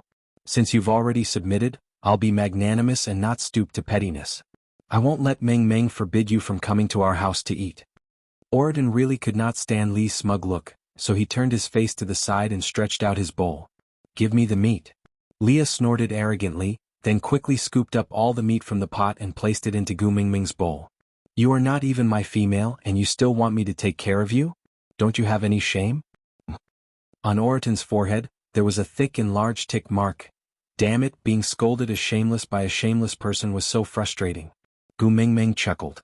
She picked up a large piece of meat from her bowl and placed it in Oriton's bowl. "Stop fooling around. Hurry and eat." Oriton looked at the meat in his bowl, and his expression became a little better. He responded with a and picked up the meat with his chopsticks and sent it into his mouth. Then, the meat was snatched away from his mouth, a long wretched face appeared in front of him, chewing the piece of meat that was supposed to be in his mouth with great relish. He even purposely made chewing noises. "If a tiger doesn't roar, do you really think I'm a Hello Kitty?" Oriton leaped up and chased after Leah to attack. Leah dodged left and right but did not really retaliate. He just fooled around. Elvis sat beside Gu Mingming, holding the bowl and chopsticks that Leah had stuffed into his arms. He picked up a piece of meat that was just the right temperature and sent it into Gu Mingming's mouth. Seeing her helpless smile, his gaze also softened. Luckily in this house, there was still Leah who knew how to divert her attention and make her happy. She smiled again. How nice. Aside from the topic, I saw the comments from my babies. They were all talking about Gu Mingming's recent emotional problems. Don't worry, this is a serious and joyful article, not a heavy one. Gu Mingming was just not used to the sudden addition of over 1,000 years of memories because Snake had just died. She would slowly get better. Besides, Cole, that sly fox, was quite annoying. In comparison, the previous Nina was just trash and could not be compared at all. Sigh, the author had already spoken, which meant that today's update had ended. Chapter 658. What caused Oriton and Lee's quarrel to end was Burke, who was being supported by Kanwu and Jiaoyu as they walked closer. Huda carried Qixin in his arms and walked in front of Gu Mingming. He looked at Gu Mingming with his clear and bright eyes and asked, "Mummy, can we invite Kanwu's master for a meal?" "Master?" Gu Mingming frowned and asked. Kanwu walked in front of Gu Mingming, treating Elvis, who was sitting beside Gu Mingming, as though he was invisible. Kanwu's eyes, which were 80% similar to Elvis's, carried a stubbornness that did not belong to his age. He said, "Master Burke was injured while trying to save me, so he is temporarily unable to hunt. I feel that I should at least be able to afford his food before he recovers, but the current me is still too weak. Mom, can you allow Master Borg to eat with us for a while?" Gu Mingming placed her hand lightly on Kanwu's head and rubbed it gently. "It's a good character to be grateful. Mummy will definitely support you." Kanwu pounced into Gu Mingming's arms and hugged Gu Mingming's neck tightly with his little hands. He pressed his chubby little face against Gu Mingming's and mumbled for a while before saying, "Mummy, thank you." Gu Mingming chuckled and hugged her awkward son back. She looked up at the pale-faced Burke and said, "Sit, let's eat together." Burke took a step forward, but Leah stood in front of him and said coldly, "I remember I have already paid you." Burke's gaze was filled with a sense of inferiority. Of course he knew the difference between him and Leah, not to mention Elvis, who was sitting beside Gu Mingming. He also knew that it was not good to be greedy, so when Gu Mingming asked him to follow them to Saint Nazaire, he almost wanted to agree without caring about anything else. However, during the days in Sauter, he gradually understood what kind of person Cole was who had guided him to Gu Mingming's side. He did not know what kind of role he was playing in Cole's chessboard. He was extremely afraid that he would become a chess piece to hurt Gu Mingming. So he chose to stay away from her and watched her leave. But he couldn't control his heart. He desperately wanted to get closer to her. Just a little bit would do. Not knowing what tricks Cole would play on her, he was really worried about her safety. That was why he had come. He had quietly followed behind the group and watched them from afar. They were so far away that they could only see the sesame-sized shadow of the last person in the group. Only then would they not be discovered. Until he noticed the stray beast's attack, his brain almost lost control. Even though he knew how dangerous the stray beasts were, he still charged over without hesitation. Seeing Kanwu being attacked by two stray beasts, the combination of their moves was almost fatal. He did not have Elvis's ability and could not counter this attack. The only way was to block it for him. He knew that even he would die if he were to take this attack head-on. But all she could think of was Gu Mingming's sad and helpless gaze as she hugged Qixin. She already had a son whose life or death was unknown. She couldn't have another one. As long as she could be well, she would let him die for Kanwu. Chapter 659. Jiaoyu took 2 steps forward and gently tugged on Li's beast-skin skirt. He looked up at Leah with a pair of eyes that was extremely similar to Gu Mingming's. "If you chase Burke away, Kanwu will definitely starve with him. As brothers, we will advance and retreat together with Kanwu. If all 4 sons have nothing to eat at the same time, who do you think will feel heartache?" Leah raised his brows and looked down at Jiaoyu with a smile. "Are you threatening me?" Jiaoyu did not deny it. He just looked up at Leah. "I heard that you are always showing off, saying that mother is always biased towards you." Leah chuckled and responded with a sounding a little proud. Jiaoyu said, "Then what if the 4 of us hug mother and cry together? If we say that you are bullying us, who do you think mother will be biased towards?" Li's eyelids twitched. He stared at Jiaoyu with a dangerous gaze. "Rascal, you are playing with fire." Jiaoyu shrugged. "Stop pretending. You can't do anything to my eyes." Leah gritted his teeth. He thought he had put on a good disguise. In the end, this rascal had grasped his weakness. Yes, he could not harden his heart to do anything when facing this pair of eyes that looked exactly like Cheng Mingming's. Jiaoyu continued. Let Burke stay for a meal. Otherwise, I will tell mother that you beat us up. Leah raised his brows. Was he trying to create an injustice? Since when did he beat them up? Jiaoyu said, also you and Auntie Mandy were exchanging flirtatious glances. Li's eyes widened. He instantly understood Jiaoyu's intentions. Gu Mingming's hearing was different from before. She could hear every single word that this rascal was saying. Jiaoyu raised his little face and smiled brightly. But there was a small evil glint in his eyes. You even called out a female's name when you were asleep. Something Jillian? The veins on Li's forehead twitched. This little wolf cub was really good at making up lies. Who could he not mention? Why did he have to mention Jillian, the snow fox that he was engaged to? Jiaoyu wanted to say more, but Leah covered his mouth and gave in with a black face. Let him eat, all right? If you keep lying, your mother is going to explode. Jiaoyu smiled triumphantly and gently slapped Li's wrist away. He turned around and walked back. After taking 2 steps, he turned back and lightly patted Li's shoulder. With a sincere and earnest look, he said, I am also doing this for my brother, I have no choice. You don't have to take it to heart. In any case, you wouldn't dare to kill me. Also, your mother is going to explode. Your whole tribe is going to explode. With that, Jiaoyu sighed maturely and walked back to Burke's side. He held onto one of his arms and said, my mother's males don't have normal brains.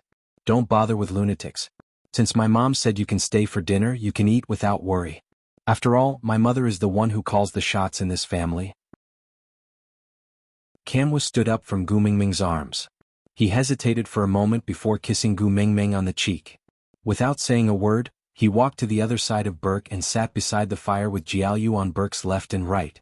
Huda handed Qixin over to Jiaoyu. Then he went to fetch the bowls and chopsticks. He scooped up some meat from the pot and filled 4 small bowls. He passed them to his brothers and Burke respectively. Then he carried Qixin back into his arms. All right, let's eat. Aside from the topic. Chapter 660. The atmosphere during this meal was rather strange. Oriton glared at Leah, looking as if he had a poker face and was unable to satisfy his craving. Leah and Elvis's sharp gazes could not wait to poke Burke's body into a honeycomb coal, chewing mouthfuls as if it was Burke's bones instead of meat. Burke and the 3 little ones ate quietly, trying their best to control their eyes, but still could not help but stare at Gu Mingming. Gu Mingming face-bombed, wishing that her observation skills were not so sharp. She just wanted to have a good meal. Reaching out to hug Kamwu, Gu Mingming realized that the meat in his bowl was barely touched, so she asked with concern, Why aren't you eating?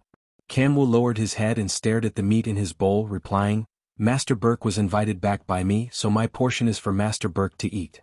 Gu Mingming frowned, feeling a little heartache.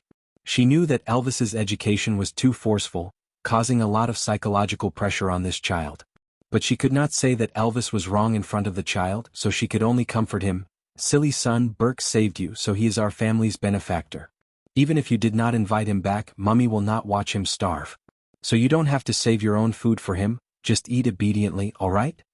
Kamwu looked up at Gu Mingming but lowered his head again. Shaking his little head, he said, No, I will repay my own kindness. Gu Mingming did not miss the way Kamwu glanced at Elvis from the corner of his eyes when he said that. Gu Mingming's heart ached for her son, and even the way she looked at Elvis was a little sad. Elvis sighed as if he was admitting defeat, but did not say anything else. Kamwu looked up at Gu Mingming, saying with an extremely serious face, Mummy, I have Burke as my master, he will teach me how to become stronger. From tomorrow onwards we will start practicing from hunting. So don't worry, I can take responsibility for my own decision. How could a child who was not even a year old talk about taking responsibility? It made one's heart ache to hear it. Gu Mingming hugged her son into her arms, then gave half of the meat in her bowl to Kamwu, saying, How about this, you give your portion to Burke, Mummy will give you half of her portion. How about this? Kamwu shook his head and poured the meat back into Gu Mingming's bowl. He looked at Gu Mingming with a clear and determined gaze and said, I'm a male beast, how can I snatch a female's food? Mom, you're making me feel useless. Gu Mingming bit her lower lip. She really wanted to borrow a cell phone to surf the internet and post a thread asking, what to do if the child is too headstrong? Which family's son entered the rebellious phase at the age of 1? Please enlighten me. I'm waiting online. It's urgent. Elvis slowly stood up and walked to Gu Mingming's side. He kicked Kanwu to the ground before lifting up the bowl and directly pouring the meat into his mouth. His large hand covered Kanwu's mouth like a pair of metal pincers. "Just eat when I ask you to, don't make my wife worry." Kanwu's eyes were red, but he stubbornly refused to cry. He swallowed the meat in his mouth without even chewing it. When Gu Mingming pushed Elvis away and hugged Kanwu, he had already swallowed the food in his mouth. Elvis placed the empty bowl down for her to see and said gently, "All right, he has eaten. Don't worry." Chapter 661. Elvis was speechless from the scolding. He looked at the empty bowl and did not know what to do. Giving the wolf pups meat was also wrong? Kanwu bit his lower lip and forcibly held back his tears. He said, "Mummy, don't be angry. The weak do not have the right to resist. One day I will become stronger and never let you worry about me again." With that, he suddenly stood up and ran out. Gu Mingming wanted to chase after him but fell to the side the moment she stood up. Luckily, Elvis was not far away and caught Gu Mingming. Gu Mingming wanted to push Elvis away, but after hearing that groan, she looked to the side and saw that Elvis's head was covered in fine beads of sweat. She recalled that he still had injuries that had not healed because of her loss of control. It was already so difficult for him to stand and walk, it must be even more difficult for her to catch a free fall. Gu Mingming could only watch worriedly as Kanwu ran far away. She bit her lower lip and could not say a word. Burke stood up with Jiaoyu's help and walked to Gu Mingming's side. Standing shoulder to shoulder with her, he said, "Don't worry, I will take care of him." Gu Mingming looked to the side at Burke. Now, there was no better way. "Sorry to trouble you." Burke chuckled. "If you had not unleashed your king's aura, I would definitely not have been able to withstand the second blow from those two stray beasts. So, actually you saved my life. To repay you, taking care of Kanwu is not a big deal. He is a very sensible child." With that, Burke walked in the direction where Kanwu had disappeared. Huda carried Qixin and walked to Gu Mingming. He raised his little face and said, "Mummy, your body is too weak. You need to rest and recuperate. I will help you look after your brothers and not let them cause any trouble. So, don't worry too much, all right?" Gu Mingming rubbed Huda's little head. Her heart was filled with guilt. If she had taken good care of her own sons back then and not let them experience that kidnapping and not let them witness her being tortured to death by Ellie, would they not have matured so early? Being forced to grow up was a psychological trauma. But she did not know how to make up for it.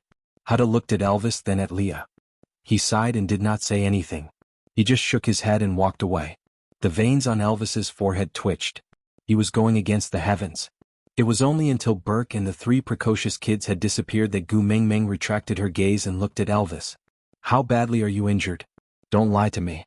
Tell me the truth." Elvis's heart skipped a beat. He thought that Leah and Oraton's banter had already settled this matter and Gu Mingming would not pursue the matter further. Frowning, Elvis started to dislike those wolf cubs even more. If Kanwu had not suddenly run away, causing Gu Mingming to almost lose her balance after getting up to chase after him, he would not have rushed over to hug Gu Mingming, causing pressure on his wound and causing Qing Mingming to worry. Chapter 662. Gu Mingming's heart skipped a beat as she frowned at Elvis. So serious? Elvis glared at Leah before caressing Gu Mingming's little face gently. "I'm a 5th-level beast. Although he is not as good as you, he is still an outstanding figure. Don't listen to Lee's bluff, aren't I standing right here?" Gu Mingming bit her lip and said, "Lie down over there." Elvis was taken aback by Gu Mingming's roar. Seeing the tears welling up in her eyes made him even more flustered and afraid than when she lost control and flew into a rage. "Don't be angry, I'll lie down, okay?" Elvis walked to the spot Gu Mingming pointed at and laid down obediently. He looked at Gu Mingming carefully and said, "I'm lying down, do you want to come over?" Gu Mingming sniffed and allowed Leah to carry her back to Elvis's side. Leah sat cross-legged on the ground while Gu Mingming sat in his arms. Her waist was supported firmly by Lee's large tail and she nestled in Lee's arms without using any strength. "Why aren't you lying down properly when you're so badly injured?" Gu Mingming was angry. She was angry at him for not taking care of his own body, and even angrier at herself for injuring him to this extent. Elvis looked at Gu Mingming with a deep gaze and said, "I get flustered when I can't see you, so wherever you are, I will be." Silly wolf. Gu Mingming rubbed her eyes, then turned to look at Leah and asked, "What about you? Was he really all right? You're not lying? I clearly saw those two stray beasts working together to kill you." Leah purposely said sourly, You only remember to care about me now? TSK. I thought I was an unloved one. You wouldn't care even if I died. Gu Mingming glared at Leah with a stern expression. Don't try to bluff your way out of this. Tell me the truth. Leah immediately kept his playful expression and shifted his gaze away timidly. He then secretly peeked at Gu Mingming from the corner of his eyes and said guiltily, My injuries are not as serious as Elvis's. I'm almost recovered. Really? Gu Mingming was skeptical. The two males in her family were too good at flaunting their superiority, always putting up a facade in front of her. Leah cleared his throat and said, Most of my injuries are external injuries caused by those stray beasts. This kind of injury was common in the past. It didn't hurt much and he was used to it. I'll be fine in at most 3 to 5 days. Gu Mingming reached out and poked Lee's body a few times. Seeing that he was really fine, she heaved a sigh of relief. Then what about Elvis? Is it good for us to just wait for him like this? Leah nodded. Don't worry, the most dangerous period is over. Now that he can stand, walk and talk, it proves that he won't die. Actually, Leah didn't say anything. In order to recall Gu Mingming's consciousness and prevent her from being smashed into minced meat by the explosive force that was too much for her body to handle, Elvis endured the intense pain and walked to Gu Mingming's side. Not only were his bones injured, his organs were also injured. If Gu Mingming had held back her pressure a second later, Elvis's heart would have shattered into pieces. By then he might not even have a complete corpse. Although he had the recovery ability of a 5th-level beast, Elvis's injuries were too severe. He did not agree with Elvis pretending to be fine in front of Gu Mingming from the start and told him to rest well, but he did not listen and insisted on staying by Gu Mingming's side to prove that he was fine and not make her feel guilty. What was the result? Chapter 663. Did he still not understand until now? He was no longer the insignificant Elvis who would appear in front of Gu Mingming with an injured leg and she would not even question him about how he was injured. Now she cared about him. Even the slightest bit of abnormality could not be hidden from her eyes. Knowing that Elvis's life was not in danger, Gu Mingming felt much more at ease. Turning back, she saw Oriton scooping meat from the pot with his chopsticks. Oriton met Gu Mingming's gaze and felt a moment of awkwardness. His gaze turned away stiffly and his hands maintained the posture of scooping meat from the pot. His face was expressionless, but it gave off an awkward atmosphere. Gu Mingming could not help chuckling. Oriton, what about you? Are your injuries serious? Oriton cleared his throat and kept his chopsticks. He sat upright and still, looking at Gu Mingming. Maintaining his usual poker face, he said calmly, To me, fighting with stray beasts is a common occurrence. There is a limit to how much they can hurt me. So my injuries are slightly lighter than Lee's. It's not serious. Gu Mingming retracted her gaze and stared closely at her own knees. After hesitating for a long time, she slowly opened her mouth. What about the others? Are they all right? Leah knew that some things could not be hidden. After 2 days of rest, when they were ready to set off again, Gu Mingming would be able to tell how many people were missing from the group. Pulling Gu Mingming into his arms, he gently propped his chin on the top of her head. No tribe dares to say that they could escape unscathed from a battle with stray beasts. Even the previous messenger of the beast deity had some victories and some losses, but there was never a complete victory. So, Gu Mingming clenched her fists tightly and frowned. Her throat was tight, causing her voice to be dry and hoarse. How many died in the hands of the stray beast? And how many died in my hands? Leah wanted to say that they all died in the hands of the stray beasts, but could such a lie fool Gu Mingming now? Leah held onto Gu Mingming's shoulders. You could not control your emotions because you saw me in danger. So their deaths are not because of you but because of me. I will become stronger, strong enough to protect myself and my people. I won't let you lose control because of me again. So, you're not allowed to take these responsibilities on yourself, do you hear me? Gu Mingming's brows were still tightly furrowed. She looked straight into Lee's eyes and said, Tell me how much. Leah hugged Gu Mingming in his arms, his heart aching for her. He sighed and said, 72 people died in the battle, 90, beast pressure. Gu Mingming's body went limp and she fell into Lee's arms. Most of these people had joined Saint Nazir during Sauter's beauty pageant. She had clearly promised to lead them to a good life, but before their good days came, they died in her hands. Leah caressed Gu Mingming's back and said, Mingming, listen to me. In the beast world, the death of males was a very common thing. This was the survival of the fittest, the inevitable outcome of natural selection. It's the male's incompetence if they can't protect themselves. This is not your fault. Chapter 664. Leah and Elvis exchanged glances and heaved a sigh of relief. Gu Mingming continued, 162 males. I'm afraid every family will suffer some losses. Arrange for the single males to protect and take care of the females with reduced family members to ensure that the females' quality of life doesn't drop and that there are no loopholes in their safety. Leah threw Oriton a look, and Oriton, who was sending a piece of meat into his mouth, lowered his head and sighed, "Got it, I'll go arrange it." After taking 2 steps, Oriton turned back and looked at Gu Mingming's expression. He pressed his lips into a straight line, and it was obvious that, "I have something to say but I don't know if I should say it," was written on his face. Gu Mingming looked up and asked, "What's the matter?" "Just say it." Oriton cleared his throat and said with a serious expression, "I still want to share dinner tonight. Is roasted meat okay?" Gu Mingming, under such circumstances Oriton was actually concerned about dinner. Leah was really right. In this beast world, everyone seemed to be so used to the death of males that they were numb to it. Leah made a tisk sound and looked at Oriton. "Roast what meat? Can't you see that my Gu Mingming is not in a good mood? If you don't want to share dinner tonight, you can settle it yourself in the wild." Oriton frowned and looked at Leah with an especially unfriendly gaze. That was a grudge from a glutton. Gu Mingming waved her hands and said, "Call the females over too. Let's roast meat together tonight and let them clearly see that I'm still alive. Then they will feel more at ease." "Yeah." Oriton's expression softened a little and he ignored Leah and left directly. After Oriton left, there was only Gu Mingming and her family left. Leah placed Gu Mingming back into the tree hole and then knelt by her feet. His furry large tail landed gently in her arms and covered her like a warm blanket. His elbows propped on the sides of the tree hole and he looked up at Gu Mingming's little face, smiling without saying a word. Gu Mingming looked back at Leah and asked, "What's wrong? Why are you looking at me like that?"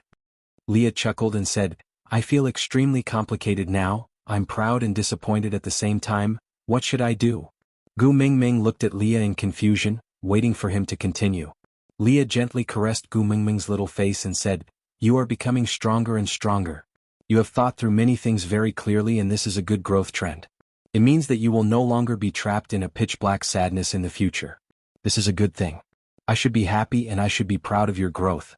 But, this also means that you need Elvis and me to accompany and comfort you for one less thing. Your reliance on us will also decrease. My heart is empty. I'm afraid that one day you won't need us anymore."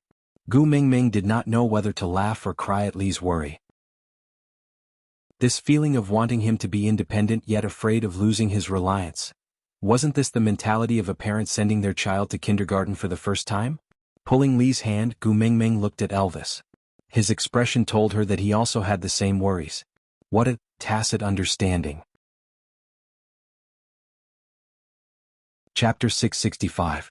Leah kissed Gu Mingming's forehead and Elvis tightened his grip on her hand. Gu Mingming heaved a sigh of relief and turned to look at Leah, asking, "Can you tell me now? What does using a fake to fight another fake mean?" Leah was stunned for half a second before he smiled and rubbed Gu Mingming's little head, saying, I really can't hide it from you." Gu Mingming did not say anything but her instincts told her that everything had something to do with Cole. Leah rested his chin on Gu Mingming's little head and said tirelessly, "Do you remember what I told you on the day I exiled Cole?" Gu Mingming nodded. Her memory was frighteningly good now and it was not easy for her to forget. Leah chuckled and said casually as if he was narrating a story that had nothing to do with him, "During the few years I was exiled, I hated Cole to the core. But the disparity in our abilities made me unable to take revenge. Getting close to Cole would only make me get played around by him again. If I don't want to become a clown that he can fool around with, the only way is to understand him and surpass him." Gu Mingming frowned. She did not really care much about the relationship between siblings, but they were still a family after all. She still could not understand why Cole schemed to harm Leah. Killing someone was just a matter of nodding one's head to the ground. With Cole's abilities, it was not difficult for him to kill Leah, but he did not do so. Instead, he used the cruelest methods to torture Lee's heart and made him suffer more than death. Leah suddenly chuckled and turned to look at Elvis, saying, So magical. Now when I mention Cole, I actually no longer feel angry and agitated to the point of wanting to kill someone. I even don't feel anything." Elvis chuckled and said, "Congratulations, you finally broke free from Cole's torment. Hatred is no longer your pillar of support in life." Leah raised his brows and said, "Yes, same to you. Gu Mingming held her forehead and looked coldly at the two fellows who did not speak human language. She said, "Do I have to push you two to the wedding ceremony after the same?" Leah was taken aback for a moment before looking at Gu Mingming ambiguously, saying, Are you lonely? You want to see that to relieve yourself?" For a moment, Gu Mingming did not understand what Leah was up to. She instinctively moved backwards, but Leah leaned forward and pressed half of his body on top of Gu Mingming. His slender and bony hand locked her little hand above her head, while his other hand hooked her chin. He whispered in her ear, "My first time is reserved for you, how can I give it to Elvis? No matter how much you want to see, at least, let me taste your sweetness first, Gu Mingming felt a gust of steam coming out from her ears, just like the white smoke spewing out from a steam train after the whistle sounded. She wriggled her body a couple of times and said with a flushed face, Who wants to see?" Leah pulled away a little and looked at Gu Mingming slyly. He slid his finger across his lips and licked it with the tip of his tongue. His expression was seductive, just like poppies blooming in the night, making one hold their breath. "You really don't want to see it? If you ask, maybe I'll be willing to cooperate?" Chapter 666. Leah spread out his hands and shrugged. He smiled evilly. "See who is the one who is willing to do anything for you." Gu Mingming held her forehead. She felt that she was almost led into a ditch by Leah again. If Elvis had not spoken up in time to shatter this rotten image, she would have had a nosebleed from Lee's slutty look. She placed one hand on Lee's shoulder and the other on her forehead. She looked up and smiled coldly. "Don't confuse me. Tell me the main point." Leah nodded nonchalantly. Actually, he was only fooling around because he was afraid that the story would be too heavy and would cause Gu Mingming to feel depressed. If it was possible, he did not want to talk about those unpleasant and beautiful things. He hoped that his Gu Mingming would only see a fairy tale-like world. However, he still couldn't do it with his current strength. Cole is the most talented among this generation in the Snow Fox clan. Be it in terms of intelligence or strength, he is the cream of the crop. It's a pity that his status is not enough to support his ambition. Big Brother and I are the stumbling blocks on his path to success. And, compared to Big Brother, he seems to hate me more. Gu Mingming frowned. "What? Didn't you say that you had a good relationship with Cole when you were young?" Leah smiled bitterly. There was a hint of helplessness in his eyes. "Yes, I thought I was good. I thought that second brother doted on me a lot. But, do you think that what you think is what you think?" Gu Mingming was confused by Lee's words. "So many think?" After a while she said, "Cole had an ulterior motive for treating you so well right from the start?" Leah leaned back and leaned against the side of the treehole. He looked up at the sky with a lazy expression. He said nonchalantly, "A child blessed by the beast deity only appears once every few hundred years. And coincidentally, it's me." Gu Mingming blinked her eyes at Leah. "Blessed by the beast deity? How did he bless you? Why can't I tell it all?" Leah swayed his tail and said, "You've seen quite a number of foxtails in solder. Did you notice any difference between them and me?" Gu Mingming recalled carefully and stared at Lee's tail for a while. "I didn't see anything." Leah squinted his eyes and leaned closer to Gu Mingming. Looking slightly sullen, he said, "I'm not special in your eyes, am I?" Gu Mingming was really wronged on this point. Firstly, she did not look carefully at other people's tails, and secondly, who the hell could tell the difference between every fox's tail? Leah kissed Gu Mingming's lips heavily, biting them twice as a punishment. He only released her when he tasted blood on his lips. He leaned back and continued, "Other snow foxes will have some silver fur in their tails. When they walk in the snow, it will produce an effect similar to the refraction of sunlight. As for my tail, it was pure white without a single stray hair. This is also the reason why I'm the only one who can use the art of deduction, even though it's been passed down from generation to generation among witch doctors." What was the difference between white and silver?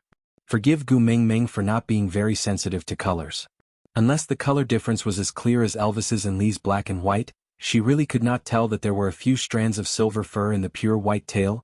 Clearing her throat, Gu Mingming asked, "The art of deduction you guys use, your tails to push?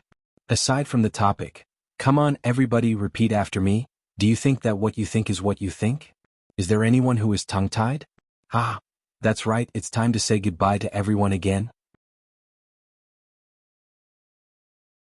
Chapter 667. Leah shook his head and said, Only pure white snow foxes can sense the deity's decree and understand the hidden message in the deduction technique. As for the others, even if they learn the deduction technique, they can't decipher anything. Gu Mingming rolled her eyes at the mention of the beast deity. She was unhappy and mumbled, "He doesn't look very reliable, why do you still trust him so much?" Leah rubbed Gu Mingming's little head and said, "When I was being exiled by Cole and was struggling with hatred, I had also asked myself this question. Am I really a child blessed by the beast deity? Then why do I have to suffer like this? Until he guided me to meet you. Only then did I understand that he really cared for me. He didn't allow me to waste my good luck anywhere else, just to accumulate enough good luck to meet you and accompany you. Compared to you, those things in the past are not even worth mentioning." Elvis had also said something similar. Gu Mingming turned to look at Elvis with a deep gaze. The two males in her family always used the phrase, "not worth mentioning," to downplay the pain of the past. But why would she believe them? How many times had they risked their lives to exchange the phrase, "not worth mentioning"? Sighing softly, Gu Mingming held Li's hand and looked at him gently. She said, "A child blessed by the beast deity received the protection and preferential treatment of the entire tribe, so Cole was jealous, right?" Leah nodded his head in approval and chuckled as if it was someone else's story. He said, "Yes, if he wanted to be the tribe leader, he could have just killed my eldest brother. But even if he killed me, he couldn't replace me. On the day I was exiled, I asked him why he wanted to harm me and he said, 'Because you are the ninth highness. Can't be replaced but can be destroyed,' that's probably what he meant." Gu Mingming's heart ached for Leah. What could be more painful than being betrayed and framed by someone whom she had relied on wholeheartedly? But Leah was smiling casually. He kissed Gu Mingming's little face and said, "I was afraid that you would be like this, so I didn't want to tell you. It's all in the past, I don't care about it anymore." Gu Mingming pursed her lips and did not say a word. Don't care about it? If he had really forgotten about it, let it go, and let it go, why would he have created Saint Nazir? He even dared to plot against the messenger of the beast deity. As a witch doctor, he knew better than anyone else that plotting against the messenger of the beast deity was a great disrespect to the beast deity and would result in torture and punishment. But even so, he still did it without hesitation. How was this a sign that he had already let it go? Leah pinched Gu Mingming's little face and said, "I can't continue telling my story if you look at me with such a worried expression." Gu Mingming turned around and lay in Li's arms. She leaned her back against his chest and rested her head on his shoulder. She gently closed her eyes and said, "I won't look at you. You can speak." Leah kissed her hair and continued, "If I want to win Cole, I must first learn to think from his point of view. So I started to imitate his actions and guess his thoughts. Slowly I started to forget how the original Leah was like. My actions were Cole's way of thinking. Strictly speaking, the current me is just a fake of Cole, an imitation." Gu Mingming chuckled and said, "So when I was tricked by Cole to solder previously, you said you were worried that I would fall in love with Cole, right?" Aside from the topic, the post, "My wife smells so good," from a friend on Twitter was still the same. PK in the middle was still popular. In her previous life, 7 years of sincerity had been wasted and she had died tragically. In this life, she had transformed into a gentle and lovely lady, a graceful and graceful lady. Although Mr. Chi had countless women around him, he had always left his pillow for her, his one and only lover, Su Wei. Someone asked her what did she like about him. Answer, "He dotes on me and loves me for a very long time." In order to get him, she tortured him in all sorts of ways. In order to get her, he recruited new men in bed. Snippet, Miss Su was curled up on the sofa reading a book when a certain man immediately snatched it over and said in all seriousness, "Reading books is useless. Only by making babies with me can we make the country strong." She glanced at him and said, "Are you very bored?" Chapter 668. Leah squinted his eyes and adjusted to the sunlight that scattered on his face. He looked sideways at Gu Mingming and touched her left ear gently with his fingers. He chuckled and said, "You had destroyed all my confidence at that time. And, from some aspects, Cole was indeed more outstanding than me. After all, I had always been imitating him. How could I walk in front of him by stepping on other people's footprints?" Her two males were extremely confident in other aspects, but they were as humble as dust when it came to relationships. Gu Mingming felt helpless and asked Leah, "Are you not afraid now?" Leah pulled Gu Mingming. Gu Mingming did not have much energy and did not want to resist, so she just let him pull her onto his chest like a rag doll and lay on top of him. Leah kissed Gu Mingming's earlobe lightly and said with a huff, Do you know why I insisted on making Elvis your first partner? Gu Mingming thought for a while and replied, You were afraid that I would not accept Elvis after mating with me and you would not be able to fulfill your promise? Leah shook his head and said, You are not heartless towards Elvis. Moreover, with your soft-hearted and kind personality, if I had plotted it, the time you accepted him after we mated would be shorter than the time you accepted me. Gu Mingming thought about it and felt that it was true. She nodded her head in agreement and then asked, Why is that? Lee's fingers caressed the snowfox mark on her ear gently and his gaze was misty as he said, Because I know how selfish I am. Gu Mingming did not understand what Leah meant. Leah smiled bitterly and said, If I was the first partner, even if I knew I could not protect you alone, I would rather drag you to death with me than to allow you to have a second male. But Elvis is different. He can give up everything for you and he can also defeat everything. Even if he had to grind his heart into pieces inch by inch, as long as you are happy, he would not say a word. It is the safest and most beneficial for you to have such a person as your first partner. The two of you must mate first so that he can suppress me in terms of strength. Only then can I be at your side with peace of mind. Because, when I can't control myself and go crazy from jealousy, there must be someone who can protect you from my madness. Leah made himself sound so evil, but Gu Mingming just laughed out loud. She poked Lee's brows and said, But you're so selfish, yet you gave up your position as the first partner just to be my insurance. So, I believe that no matter if it's you or Elvis, neither of you will hurt me. Leah allowed Gu Mingming's little hand to poke his forehead. Looking at her gentle and calm eyes, the corners of his lips curved upwards unknowingly. Of course we won't hurt you, but we will hurt those males who try to get close to you. Gu Mingming chuckled and declined to comment. In her life, Leah and Elvis were enough. After the incident with Snake, she clearly knew that if she didn't want others to get the wrong information, she shouldn't show any kindness from the start. Turning a blind eye is sometimes a kind of mercy. Chapter 669. Yeah, I understand. Gu Mingming chuckled. Lee's words meant that she did not need to worry about Cole's schemes. He and Elvis would use all means to prevent Cole from getting close to her. Actually, this was probably protection. How awkward did he have to make it sound so sour? You really understand? Leah asked doubtfully, What do you intend to do with Burke? Gu Mingming sighed, Kamwa seems to value this master quite a lot, even Huda and Jiaoyu are very protective of him. I am afraid that my attitude is too tough and will make the children sad. The little wolves cannot be hurt anymore. Leah narrowed his eyes, emitting a dangerous aura. So you intend to let him use the little wolf cubs as a cover to wander around you? Thinking about it, it was quite annoying. Gu Mingming glanced at Elvis, who was lying on the ground, not daring to move, and said in a bad mood, Isn't it all because of some people? Our son has already asked for guidance. Why are you acting so tsundere and still saying why? Tisk? Elvis wanted to explain, but after thinking about it he swallowed it back. Leah looked at Elvis's bitter expression and could not help but laugh. With a gloating look he said, Some people just want to grind down Kamwa's arrogance and make Kamwa beg him a few more times, so that the little wolf pups can clearly see who is the boss in the family. But who would have thought that Kamwa would become Burke's disciple? Great, not only did he not manage to control his son, he even brought back a potential love rival. Isn't this a double loss? Elvis did not dare to rebuke Gu Mingming, but that did not mean he would allow Leah to do whatever he wanted, so he said with a dark face, I heard that you have been teaching Jiaoyu for a long time. From today's situation, it seems to be quite effective. Leah almost bit his tongue. Thinking of Jiaoyu's behavior today, it really made one's teeth itch with hatred, but one could not do anything to him. Turning to look at Gu Mingming, he pinched her little nose in a punitive manner. It's all because you supported them that they became so arrogant and out of control. I'm afraid no one will be able to control them in the future. Thinking of her own sons, Gu Mingming's eyes shone with the radiance of motherly love. She rested her face on Lee's chest and said, The pupil surpasses the master, each generation is stronger than the previous one. The sunlight warmed her body and she was a little tired after a whole morning. She laid on her stomach and fell asleep.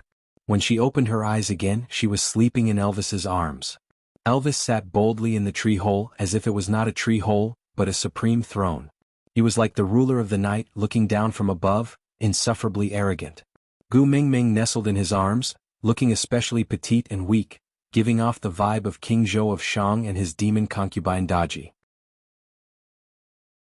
There were 19 bonfires in front of them, with the biggest one on Gu Mingming's left and right.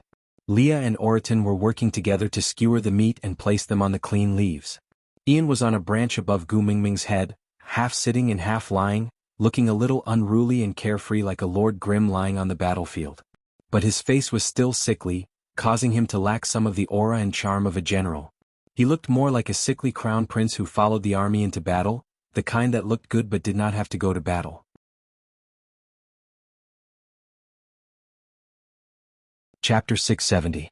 Elvis's two simple words successfully attracted everyone's attention. Instantly, other than the crackling sounds of the firewood, everyone was staring at Gu Mingming in silence, causing her to feel uneasy for no reason. It was just a nap. Was there a need for everyone in the tribe to watch? Alright, let's eat. Elvis carried Gu Mingming and stood up, walking to the side of the bonfire before sitting down. Gu Mingming was a little worried. Your body has not recovered yet, is it alright to carry me like this? Elvis raised his eyebrows, chuckling. It's just a small injury. After carrying you for an afternoon, I'm almost fully recovered. Gu Mingming rebuked. What's the use of carrying me?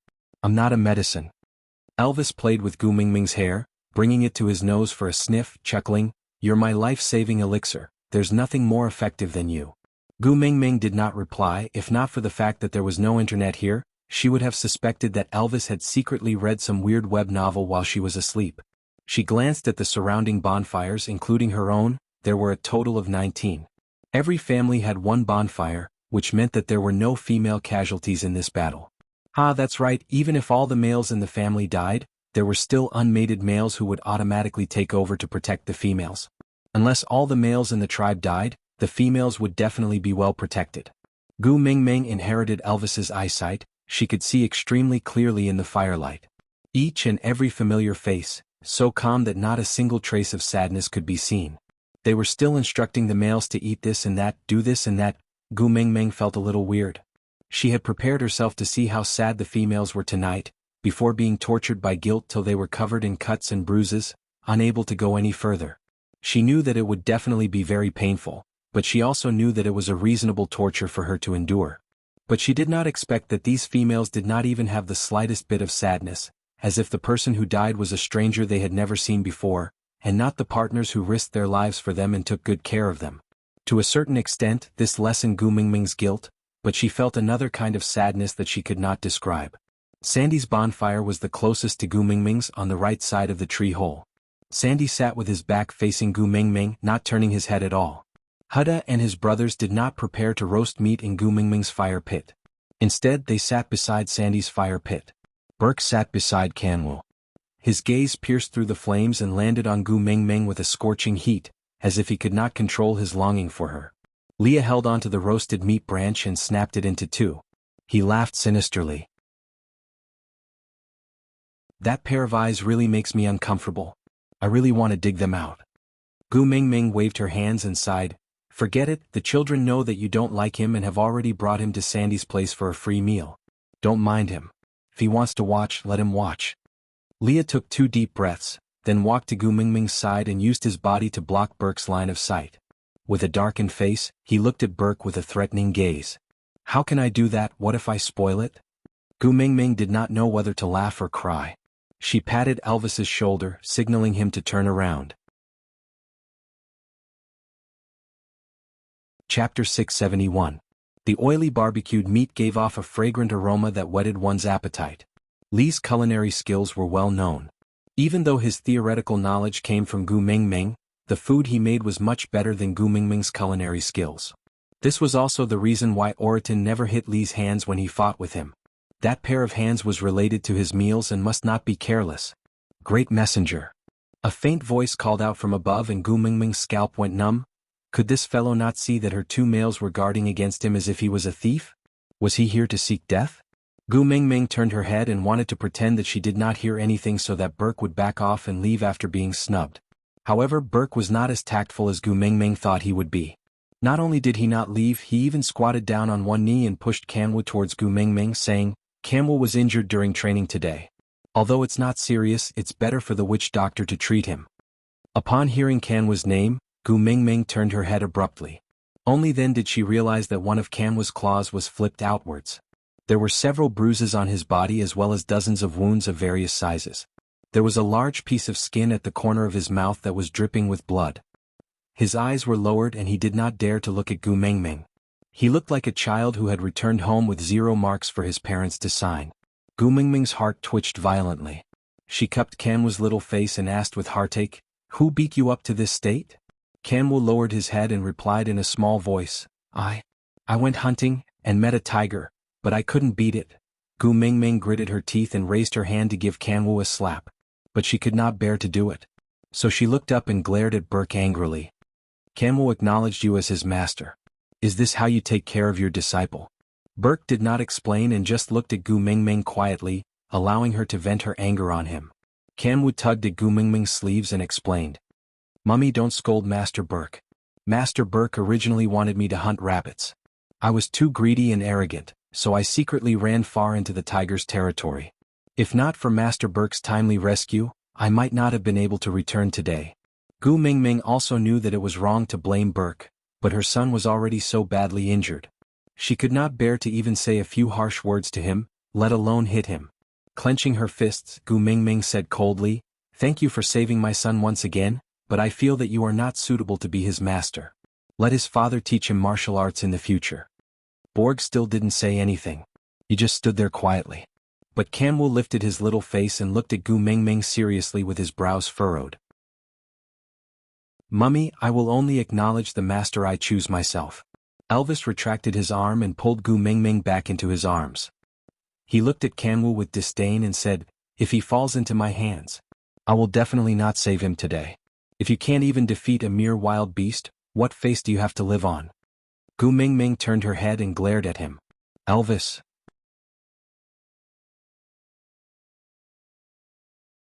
Chapter 672. Hooking Gu Mingming's chin, Elvis smiled evilly in the dark night. He looked deeply at Gu Mingming and said, "As long as you are happy, it is nothing to raise a little wolf cub. But when he becomes food for the enemy in the future, you are not allowed to be sad or cry." Gu Mingming pursed her lips. It was not that she did not understand the principle of survival of the fittest. There were too many related inheritances in Snake's memories. And wasn't this attack by the stray beasts a living example? Even a baby eagle could not learn to fly if it was raised in a hen's nest. She understood the principle, but Kanwu was her biological son. She could not help but feel heartache for him. Kanwu completely ignored Elvis, completely disregarding his words as wind blowing past his ears, dispersing as soon as it blew past him. With his little hands on Gu Mingming's thighs, Kanwu's azure blue eyes reflected the light from the bonfire. With a determination that did not match his age, he frowned slightly and looked into Gu Mingming's eyes. "Mummy, don't worry. I'm not in pain, really not in pain. As a born wolf, this little injury is nothing." Gu Mingming was stunned for a moment before she smiled. Kanwu, this fellow, although he said that he hated Elvis and went against him at every turn, in actual fact, father's influence was still deeply rooted in his heart. That frowning little brows, that pretended to be mature in his eyes, and that phrase, "as a born wolf." If one looked closely, it was not difficult to notice that Kanwu was imitating Elvis in many details. Patting Kanwu's little head, Gu Mingming nodded gently. "My son, you are so brave." Kanwu was stunned. He thought, Mummy would be angry. He had challenged the authority of the family and disobeyed Mummy's arrangements. And if he had not run into the battlefield, Mummy would not have chased him into the battlefield to find him. That way, Mummy would not have been agitated to the point of releasing her beast pressure. Till now she was so weak that she could not even sit properly, but Mummy did not blame him. Not a single word.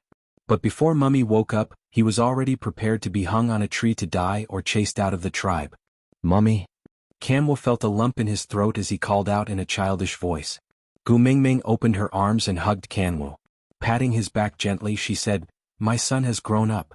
He is no longer the little wolf cub who only knows how to hide behind Mummy's back for help after being bullied by Daddy. In the future, Mummy can also rely on you to protect me? My little hero." Kanwu raised his eyes. His azure blue eyes were filled with tears. He nodded firmly and said, "I will always protect my mother." Gu Mingming cupped Kanwu's little head and kissed him on the forehead. "All right, I look forward to it." Kanwu wanted to say something more, but Leah had already grabbed the back of his neck and pulled him out of Gu Mingming's arms. He smiled gently and said, "Kanwu's injuries still have to be dealt with. After all, he is only a half-orc and his recovery ability is still too weak. If he is not dealt with in time, he might suffer for a long time. Gu Mingming nodded. All right, I'll leave Kanwu to you.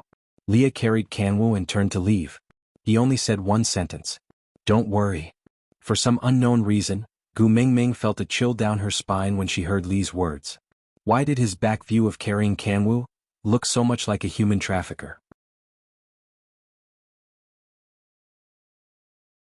Chapter 673.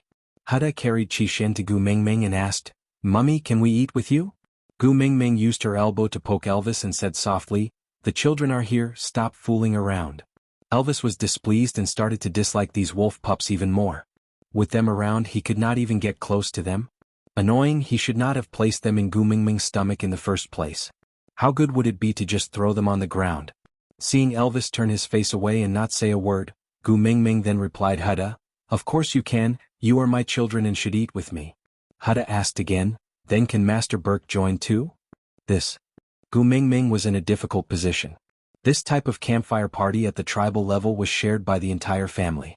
Oriton could stay here because he claimed to be Gu Mingming's guardian beast, while Ian did not even want to come down to eat from the treetop, so he did not count. It was not a problem for Huda and his brothers to come back to eat, but Burke, Jiaoyu walked to Huda's side and squatted down. He hugged his knees with both hands and looked at Gu Mingming with his chubby little face. He did not say a word and Gu Mingming's heart melted just from looking at him. And with his posture, not to mention Gu Mingming, even Elvis could not resist it. This damn angle and expression was too similar to when Gu Mingming had just arrived at St. Nazaire. Jiaoyu tilted his head and said with a troubled expression, We originally wanted to go to mother-in-law's house for a free meal and Uncle Colin had already agreed. But mother-in-law's eyes were red and tears were dripping down. Looking at her, we don't even have the mood to eat anymore. Gu Mingming turned around and saw Sandy stiffening. She had obviously heard Jiaoyu's words and wanted to leave in a hurry, but she stumbled and fell into Colin's arms. Sandy, what's wrong? Gu Mingming could not move freely now and could only call out to Sandy. Sandy refused to turn back and just buried her face in Colin's arms, saying, I'm fine, it's just that I did not sleep well these 2 days so my eyes are a little red. I will go back first. Gu Mingming knew that something must have happened to Sandy. Didn't Sandy pounce on me the last time she saw me? Even if Colin was not as close to her as before after he failed to rescue her with Elvis and the rest, she had never not taken a glance at her. How can you say you're fine with such a nasal voice? Gu Mingming frowned and glared at Colin. Come here, let me take a look. Colin patted Sandy's back lightly and carried her to Gu Mingming's side. Now that Colin was no longer the messenger's guard, he did not have the right to share food beside Gu Mingming's campfire. Hence, after putting Sandy down, he returned to his own campfire and watched Sandy and Gu Mingming's backs silently. Gu Mingming pulled Sandy's little hand that was covering her face and pulled it downwards. Only then did she see that her eyes had already turned into 2 peaches from crying, red and swollen. You are. Gu Mingming's gaze swept towards Sandy's campfire. She understood but did not have the courage to continue asking. Sandy shook her head and said, I'm fine. It's just that the bonfire is too choking my eyes, that's why I keep crying. I'm fine, I'm really fine. Sorry.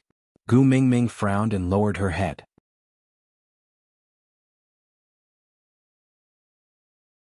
Chapter 674. Sandy looked up and followed Gu Mingming's gaze. She was stunned for a moment before lowering her head with a bitter smile. I forgot that you know how to count. Nina had so many partners at the start of spring, you could tell how many were missing with just one glance. I have so few partners at home, how could I hide it from your eyes? Gu Mingming hugged Sandy gently and bit her lower lip, unable to say a word. Sandy shook her head and forced a smile. You don't have to apologize, the 3 of them died because they were protecting me, it's not your fault. If you want to cry, just cry. Why are you acting tough in front of me? Gu Mingming's heart ached terribly. She felt sorry for this silly girl who was still trying to excuse her even after her partners had died. Sandy bit her lower lip and shook her head. She sniffled before saying, It's very normal for males to die in battle.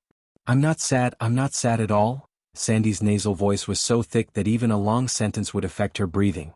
Gu Mingming frowned and said in a low voice, Are you afraid that I will blame myself, so you kept turning your back to me, not daring to let me know that you are sad? I will blame myself even more if you force yourself to smile like this. Silly girl, I would rather you scold me or fight me. Sandy, who had been exposed, could no longer keep up her act. Tears streamed down her cheeks as she cried, I can't beat you. Gu Mingming said, I will stand still and let you hit me. Sandy cried while saying, I can't bear to hit you, sob sob sob. When Leah returned he saw Sandy hugging Gu Mingming and crying like a dog. He casually threw Kanwu aside and snatched Gu Mingming from Sandy's arms. He looked at Elvis with displeasure. Tisk, you've been hugged so badly, aren't you going to do something about it? Elvis sighed helplessly and pointed at Sandy. He looked at Leah and asked, do you think I can snatch her away? Leah hugged Gu Mingming in his arms for a long time before tidying her clothes. Then he smiled at Sandy and said, if only you were a male, then I could tear you apart. Sandy was speechless. Burp. Sandy was so shocked by Lee's smile that she hiccuped. She was so stunned that she even forgot to cry. Gu Mingming patted Lee's chest and said, don't be like this, Sandy is already upset enough. Leah covered Gu Mingming's little hand and pressed it against his chest. He looked straight into Gu Mingming's eyes with his long and affectionate eyes and said, you are mine, how can I let others hug you so casually? Gu Mingming sighed. Leah and Elvis's jealousy had always been strong, but the difference in their targets was very obvious. In Elvis's eyes, the number one rivals in love were the four little ones represented by Kanwu. And Lee's number one love rival was Sandy. Gu Mingming shrugged helplessly. Regardless of whether it was the four little ones or Sandy, they clearly could not develop any strange feelings for her. She also did not know why these two fellows had to compete with them. Seeing how Leah was about to explode, Gu Mingming wrapped her arms around his neck and kissed him on the cheek. Then she smiled and said, what about you, when will the roasted meat be ready? This time, Leah was very pleased with the way he pacified him. He narrowed his eyes and passed Gu Mingming back into Elvis's arms. Exchanging a look with Elvis, he then said in a serious tone, guard against fire, thieves and best friends, understand? Elvis frowned and looked at Sandy warily. Then he nodded at Leah. Chapter 675. Gu Mingming's appearance calmed the anxious hearts of these people. As long as the messenger of the beast deity was safe, the other sacrifices were all honorable. Gu Mingming and Elvis belonged to the powerful upper echelons. Although they were the most seriously injured, they recovered the fastest. The other second-level and third-level orcs were not so lucky.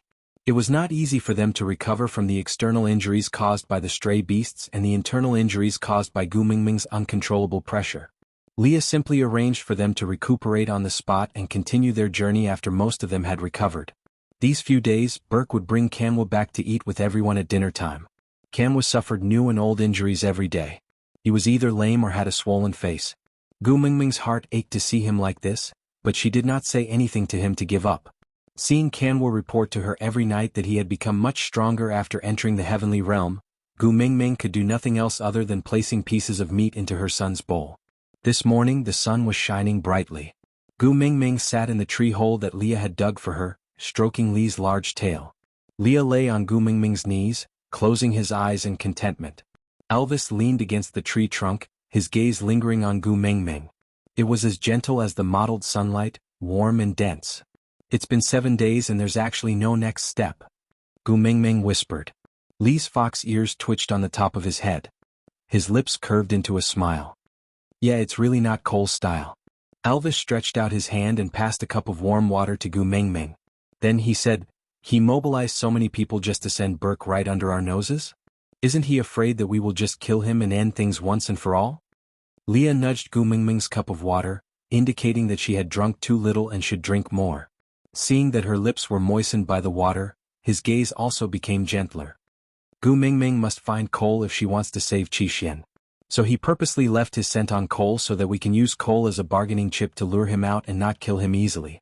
Gu Mingming sighed and said, sometimes, I really don't understand why Cole would go through so much trouble to do this. Kill you? Kill me? Or kill Elvis? No matter which one it is, Borg alone can't do it. Leah tapped Gu Mingming's little face with his finger and said, Cole's character has always been sinister. What he seeks is not to kill but to torture. Take me for example. Back then I was as young as an ant. If he wanted to kill me, he could have done it without anyone noticing. But he didn't want me to die. He wanted me to live and watch him take away everything that belonged to me. He wanted me to fall from the high and mighty Ninth Highness into the mud. He enjoyed the humiliation and inner torment of being stepped on by him even though I struggled with all my might. Gu Mingming facepalmed. So Cole is a psychopath. Leah chuckled and nodded. Yeah, you can say that. If torturing people is his hobby, then Meng Meng should be safe. Elvis said faintly, if the person he wants to torture is you or me, then nothing is more lethal than snatching Meng Meng away. If the person he wants to torture is Meng Meng, then he must first let Meng Meng live. Out of topic. Hello everyone. Chapter 676. Gu Mingming followed Elvis's train of thought and said, could it be that Cole wants Burke to kidnap me? Leah didn't seem to mind too much as he looked up at Gu Mingming and said, that might not be the case. To you, Burke is equivalent to those little toys that Cole brought back from outside the tribe. They are just a tool to express his goodwill. Elvis's gaze drifted into the distance and he said, or perhaps he will repeat his old tricks. Gu Mingming was taken aback for half a second before she sat up abruptly and said, you mean, to kidnap Kanwu and the rest to threaten me? Leah patted Gu Mingming's shoulder lightly to indicate for her to relax and said, if that is the case, Burke would not be so close to Kanwu and the rest. Cole is obviously using Burke as bait. If we are so guarded against him, how would he have the chance to strike? Gu Mingming was a little worried. The children had been too close to Burke recently. If Burke wanted to kidnap them, the chances of him succeeding were very high. Elvis placed his large hand on Gu Mingming's head and his gaze was deep and calm as he said, don't worry, Ian and his men are watching over you. I will not let those few wolf cubs drag you into danger again. Gu Mingming then felt a little more at ease and leaned back against the tree hole and said, Kanwu and the rest have been too close to Burke recently, I just don't feel at ease. Why don't you teach our sons personally? You are so strong, you will definitely teach better than Burke. Elvis squatted down on one knee and held Gu Mingming's little hand to kiss her forehead and asked, are you sure you want me to go? Gu Mingming looked at Elvis in confusion and asked, is there a problem? Elvis chuckled and said, nothing, I am just afraid you will not be able to bear it. Gu Mingming had a bad premonition and she tugged at Elvis's arm and asked, tell me first, if I hand my sons over to you to train, how will you train him? Elvis thought about it and said, Qixin is still unconscious and probably doesn't need to train. I will leave him at home temporarily as a stuffed toy for you to play with. Gu Mingming felt that his words sounded strange, but she could not pinpoint what was strange about it. However, Qixin was indeed unable to train in his current state. Any random rabbit could bite him to death. Elvis continued, Jiaoyu and Leah are on the same path. Their attacks are secondary and strategies are their main focus. Just leave that lad to Leah.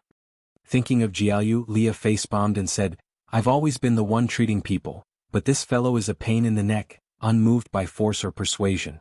You blinked your eyes and tried to act cute when you were forced into a corner. You also know that I have no resistance against those eyes. Once, I used an animal skin to cover his eyes and guess what happened next? Gu Mingming burst out laughing because she was there too. Jiaoyu used his little claws to peel off half of his blindfold. Biting his finger, he looked at Leah and asked, Daddy Leah, are we going to play Polly today?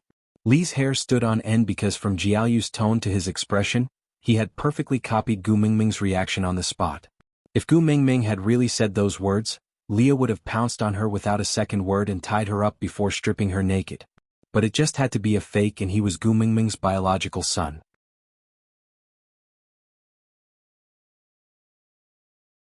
Chapter 677. Leah turned back to glare at Gu Mingming. You're still laughing? What have you been telling the wolf cubs all day long? Gu Mingming shrugged helplessly. I won't take the blame for this. These were the things I used to tell Sandy when I told her stories. She didn't understand what they meant, but when we left the wolf pups in Sandy's care during the beauty pageant, she told them as bedtime stories. What can I do? I'm in despair too. Leah sighed and said, I really can't do anything to Jiaoyu now. You have to teach him yourself. I can't do it. Elvis snorted coldly. If I could do anything to him, would I need you to teach me? Leah looked at Elvis sympathetically. Ha, so you've also been eaten up by this fellow. Elvis twisted his head. The last time Gu Mingming wanted to talk to Sandy and forbade us from eavesdropping, didn't I bring those 4 fellows for their initial training? The other 3 were thrown into the mud. When it was Jiaoyu's turn, he hugged my leg with a pitiful look. He asked me, are you really going to throw me away? He looked so much like Xiaoming. I couldn't even throw him away, in the end. Elvis clenched his fists so hard that they cracked. The pendulum on his head was jumping. In the end, that fellow was insatiable. He crawled on my head to pee. Gu Mingming couldn't hold it in any longer. She snickered. I thought you couldn't do anything to Kanwu. Turns out Jiaoyu is your biggest headache. Elvis and Leah exchanged glances. Then they silently turned to look at Gu Mingming. They said in unison, "It's all because he inherited your eyes." Gu Mingming fiddled with her hair. She smiled brightly and winked at Elvis. "If Leah doesn't want to help you, how do you plan to train the 3 little ones?" Elvis had no other thoughts other than a headache at the mention of his 4 sons. Since the moment they were born, he had been regretting doing such a stupid thing. Those 4 fellows were sent by the beast deity to torture him. But Xiaoming loved them. Sighing, Elvis said, "Throw him directly into the wild wolves and let fate decide his life or death." Gu Mingming was taken aback. She scrutinized Elvis's expression, trying to find out if he was joking. No, not at all. This guy was serious. Leah held onto Gu Mingming's shoulders before she could open her mouth. His flawlessly handsome face blocked Gu Mingming's eyes and he said, "Elvis grew up among the stray beasts and the training he went through was 100 times harder than what he had planned. He knew that you couldn't bear to, so when Kanwu asked him to teach him, Elvis directly rejected him. Wasn't it to erase Kanwu's arrogance? But because, if he were to train, Kanwu would not even be able to survive?" Gu Mingming lowered her head and reached out to pull Elvis's arm. Elvis took the opportunity to pull her into his arms. He did not understand where her sadness came from, but he still hugged her with heartache. "I'm just saying. I won't really throw them into the wild wolves. Moreover, even if I am willing to teach them, that kid Kanwu might not be willing to learn from me. Although Borg's methods were a little gentler, it was still safe. Don't worry, it'll be fine." Elvis could only think of this point.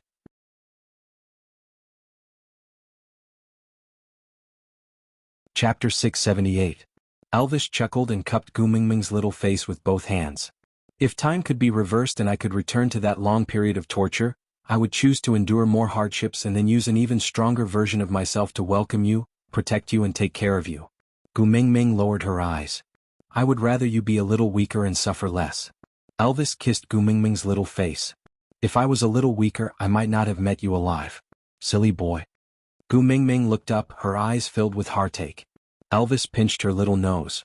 "All right, let's not talk about me. Let's think about Cole's matter first. That fellow, we have to guard against him." Leah nodded and added, "The injured are almost fully recovered. We can't keep staying here and wait for Cole to make his move. If he doesn't make any moves in 3 days, we can only continue our journey to St. Nazaire." Gu Mingming nodded. She thought for a moment. "Maybe I should cooperate with Cole's script." Leah glanced sideways at Gu Mingming. His expression was rather stern. "What do you want to do?" Gu Mingming chuckled. She patted Lee's shoulder. "Don't be nervous. I won't mess around like before. Now, I'm an old demon with a mental age of 1,000 years." Leah was tickled by Gu Mingming's words. He tapped her little head. "Tell me your plan. We'll go over it." Gu Mingming nodded and told him what she was thinking about. The more Leah and Elvis listened, the tighter their brows furrowed. In the end, Elvis clenched his fists so tightly that cracking sounds could be heard.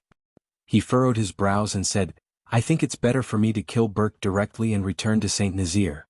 It's better for me to wait for Cole to strike." Leah nodded. "I agree." Gu Mingming facepalmed. "How are you going to explain to Kanwu if you kill Burke? Moreover, just like what Leah said, Burke is just a bait thrown out by Cole. He's an innocent person being used. Why take someone's life?" The 2 males understood Gu Mingming too well. They could tell from her expression that she had already made up her mind. Sigh. Other than sighing, Elvis and Leah could only repeat the scenario over and over again, striving to ensure that nothing went wrong. That night, when Borg brought Kanwu and his brothers back for dinner, Kanwu was covered in wounds again. Gu Mingming hugged Kanwu in her arms and comforted him while listening to him talk about his gains today. Her heart ached for him as she hugged his little face and kissed it. "Burke, for your training tomorrow, can you bring me along?" Gu Mingming turned around and requested Burke. Burke was taken aback and instinctively looked at Elvis and Leah.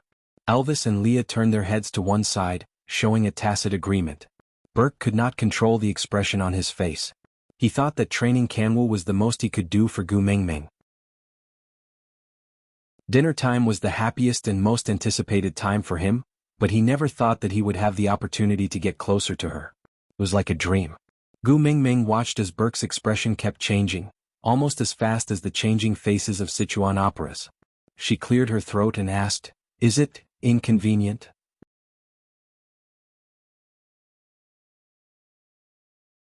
Chapter 679.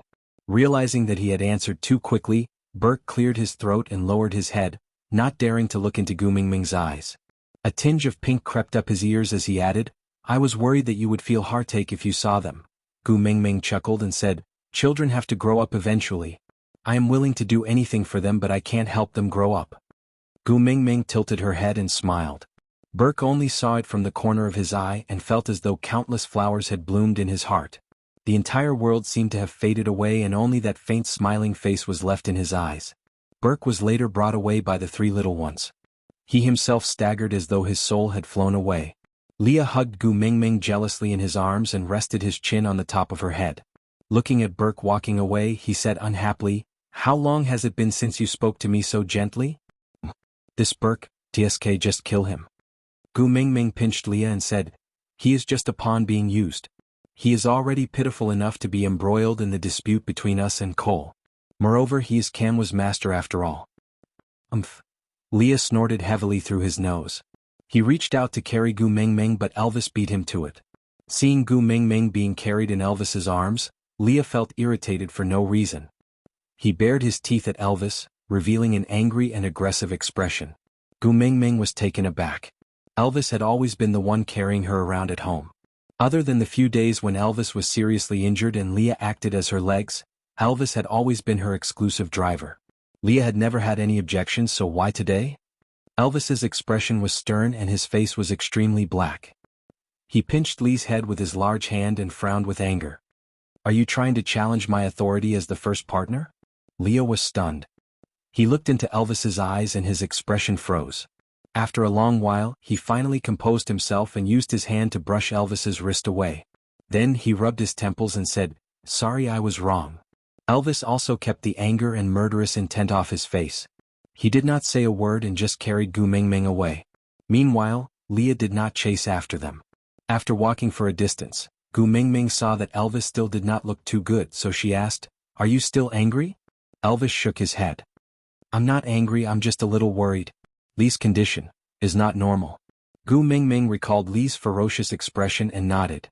Maybe Cole's matter had annoyed him too much and he was under a lot of pressure, so he could not control his emotions. "Don't take it to heart." Elvis sighed and said, "I hope so. But Xiaoming, there's something you need to know." Gu Mingming asked with a single syllable. Elvis said, "In a family, the first partner's authority is absolute. This was the only way to provide the best living environment for the females. Although we only have 2 males in our family, we cannot break the rules. I can accept your preference for Leah, but I will never allow him to challenge the authority of the first partner. If there is a next time, I won't forgive him so easily." Actually, Gu Mingming did not really understand what family authority was. They were a family. Wasn't it better to talk things through?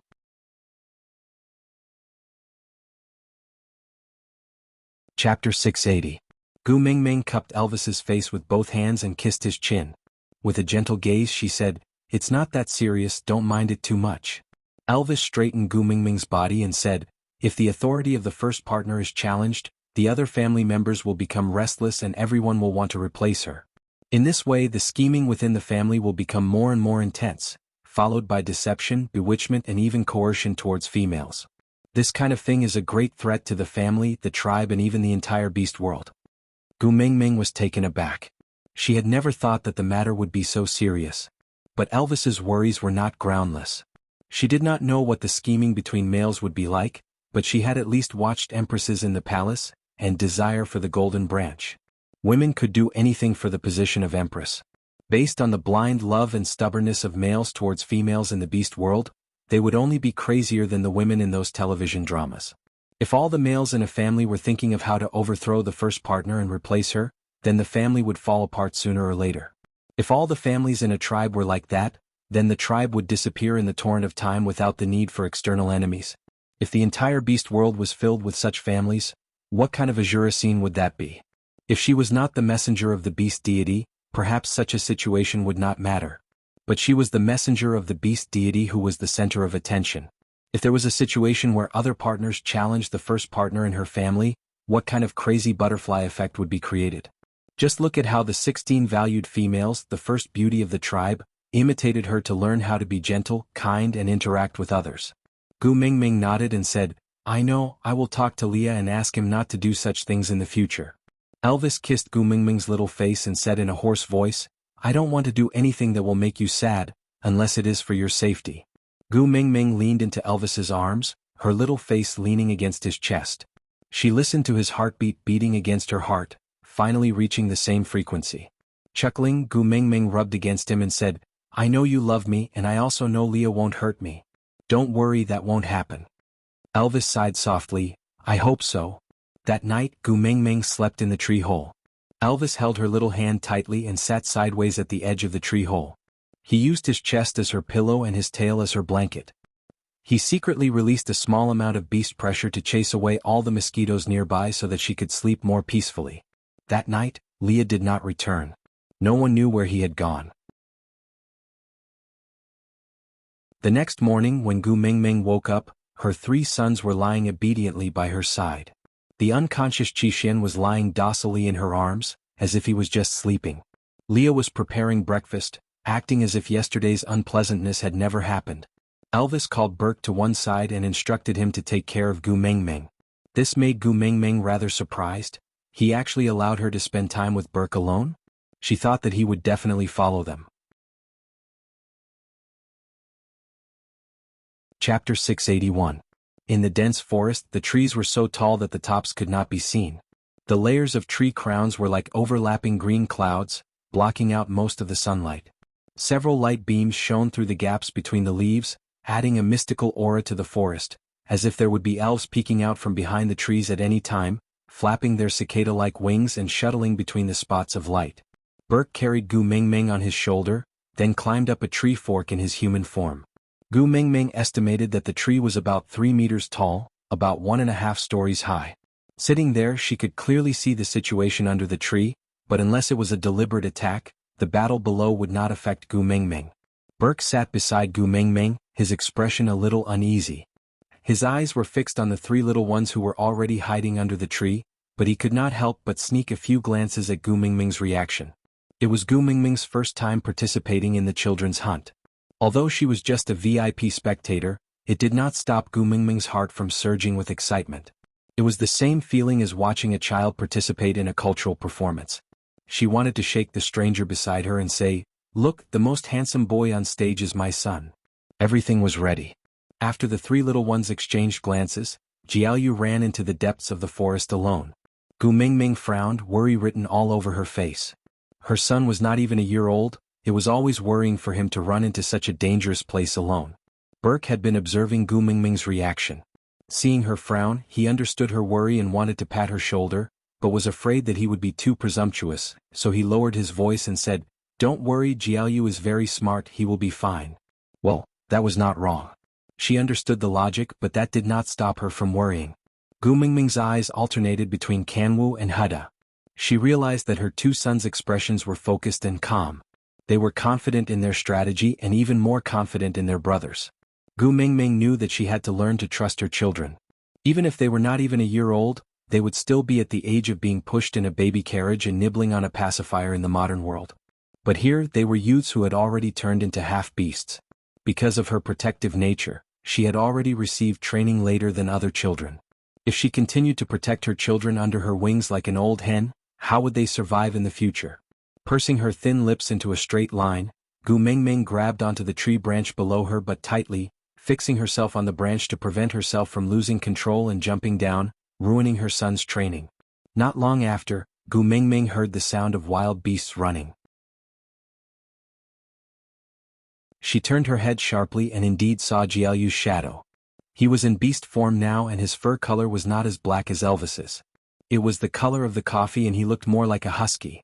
No matter how much it resembled a pet dog, Gu Mingming deeply felt the difference between a dog and a wolf.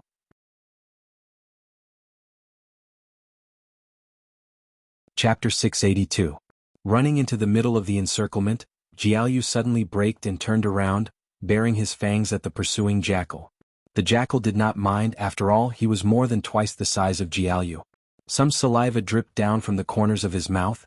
He had clearly decided that Jiaoyu was just a delicious piece of meat on his plate. But when Kanwu and Huda slowly walked out of the thicket and surrounded him in a triangular formation, the expression on the jackal's face began to change. It only took a few breaths' time for him to go from a sure win to a panicky one.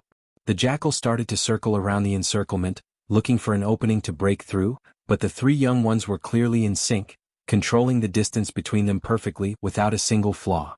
And it was also at this time that the jackal realized that his companions were no longer chasing after Jiaoyu with him. Although the three young ones were only half-orcs, an orc with his full aura could still win against a wild beast, not to mention 3 against 1? That was simply the level of crushing and hanging him up. She did not know if it was because of the good chemistry between twin brothers, or because of the effects of Burke's recent training.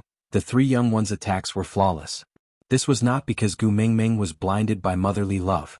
She had Snake's memories in her body, and although she had only casually killed a few stray beasts during the stray beast attack, there was still a lot of battle information in Snake's memories, so her evaluation was very high. Although young, the three young ones were already showing their brilliance. Gu Mingming focused all her attention on the three young ones fighting with the jackal, and could not help but cheer a few times, but to not disturb her son's performance, Gu Mingming resisted the urge. If everything went according to plan, the three young ones should be able to end the battle quickly. But perhaps because his mother was watching, Kamwa's performance was a little too aggressive. He was too eager to prove his own growth, so under the circumstances where the time was not ripe, he rashly launched the final attack on the jackal. The jackal was on the brink of death, and in a situation where it would die if it did not fight, it was much more ferocious than usual. Yuan Wu's attack didn't bite the jackal's throat. Instead, the jackal dodged half a step and bit its muscular chest. He realized that he had made a mistake in his attack and wanted to immediately let go and retreat, but the jackal did not give him the chance and bit the back of Kamwa's neck. Gu Mingming panicked. If the jackal retracted its teeth, Kamwa's spine would be bitten off and he would die immediately. Just as she was about to jump down to save her son, Borg held her back and stopped her. Before Gu Mingming could even glare at Burke, she saw Jiaoyu pouncing behind the jackal and biting the root of his tail. With a snap, the tail was forcefully ripped off. The jackal howled in pain and heaved a sigh of relief. Kamwa took the opportunity to retreat. Shaking his head, he adjusted his rhythm and pounced on the jackal again. He gave up on the throat and pounced on the jackal's back, biting his spine. Gu Mingming heaved a sigh of relief. Did this lad learn from Elvis or Leah? An eye for an eye, a tooth for a tooth. Give him a taste of his own medicine. You're tuning in to the Han Lee's Wuxia Chronicles YouTube channel. We're so grateful for your support, and don't forget to subscribe to join us on this incredible journey through captivating stories. Your generosity through donations truly makes a world of difference, as it's the primary source of revenue that allows me to expand and enhance this channel for you. Thank you from the bottom of my heart for being a part of this adventure.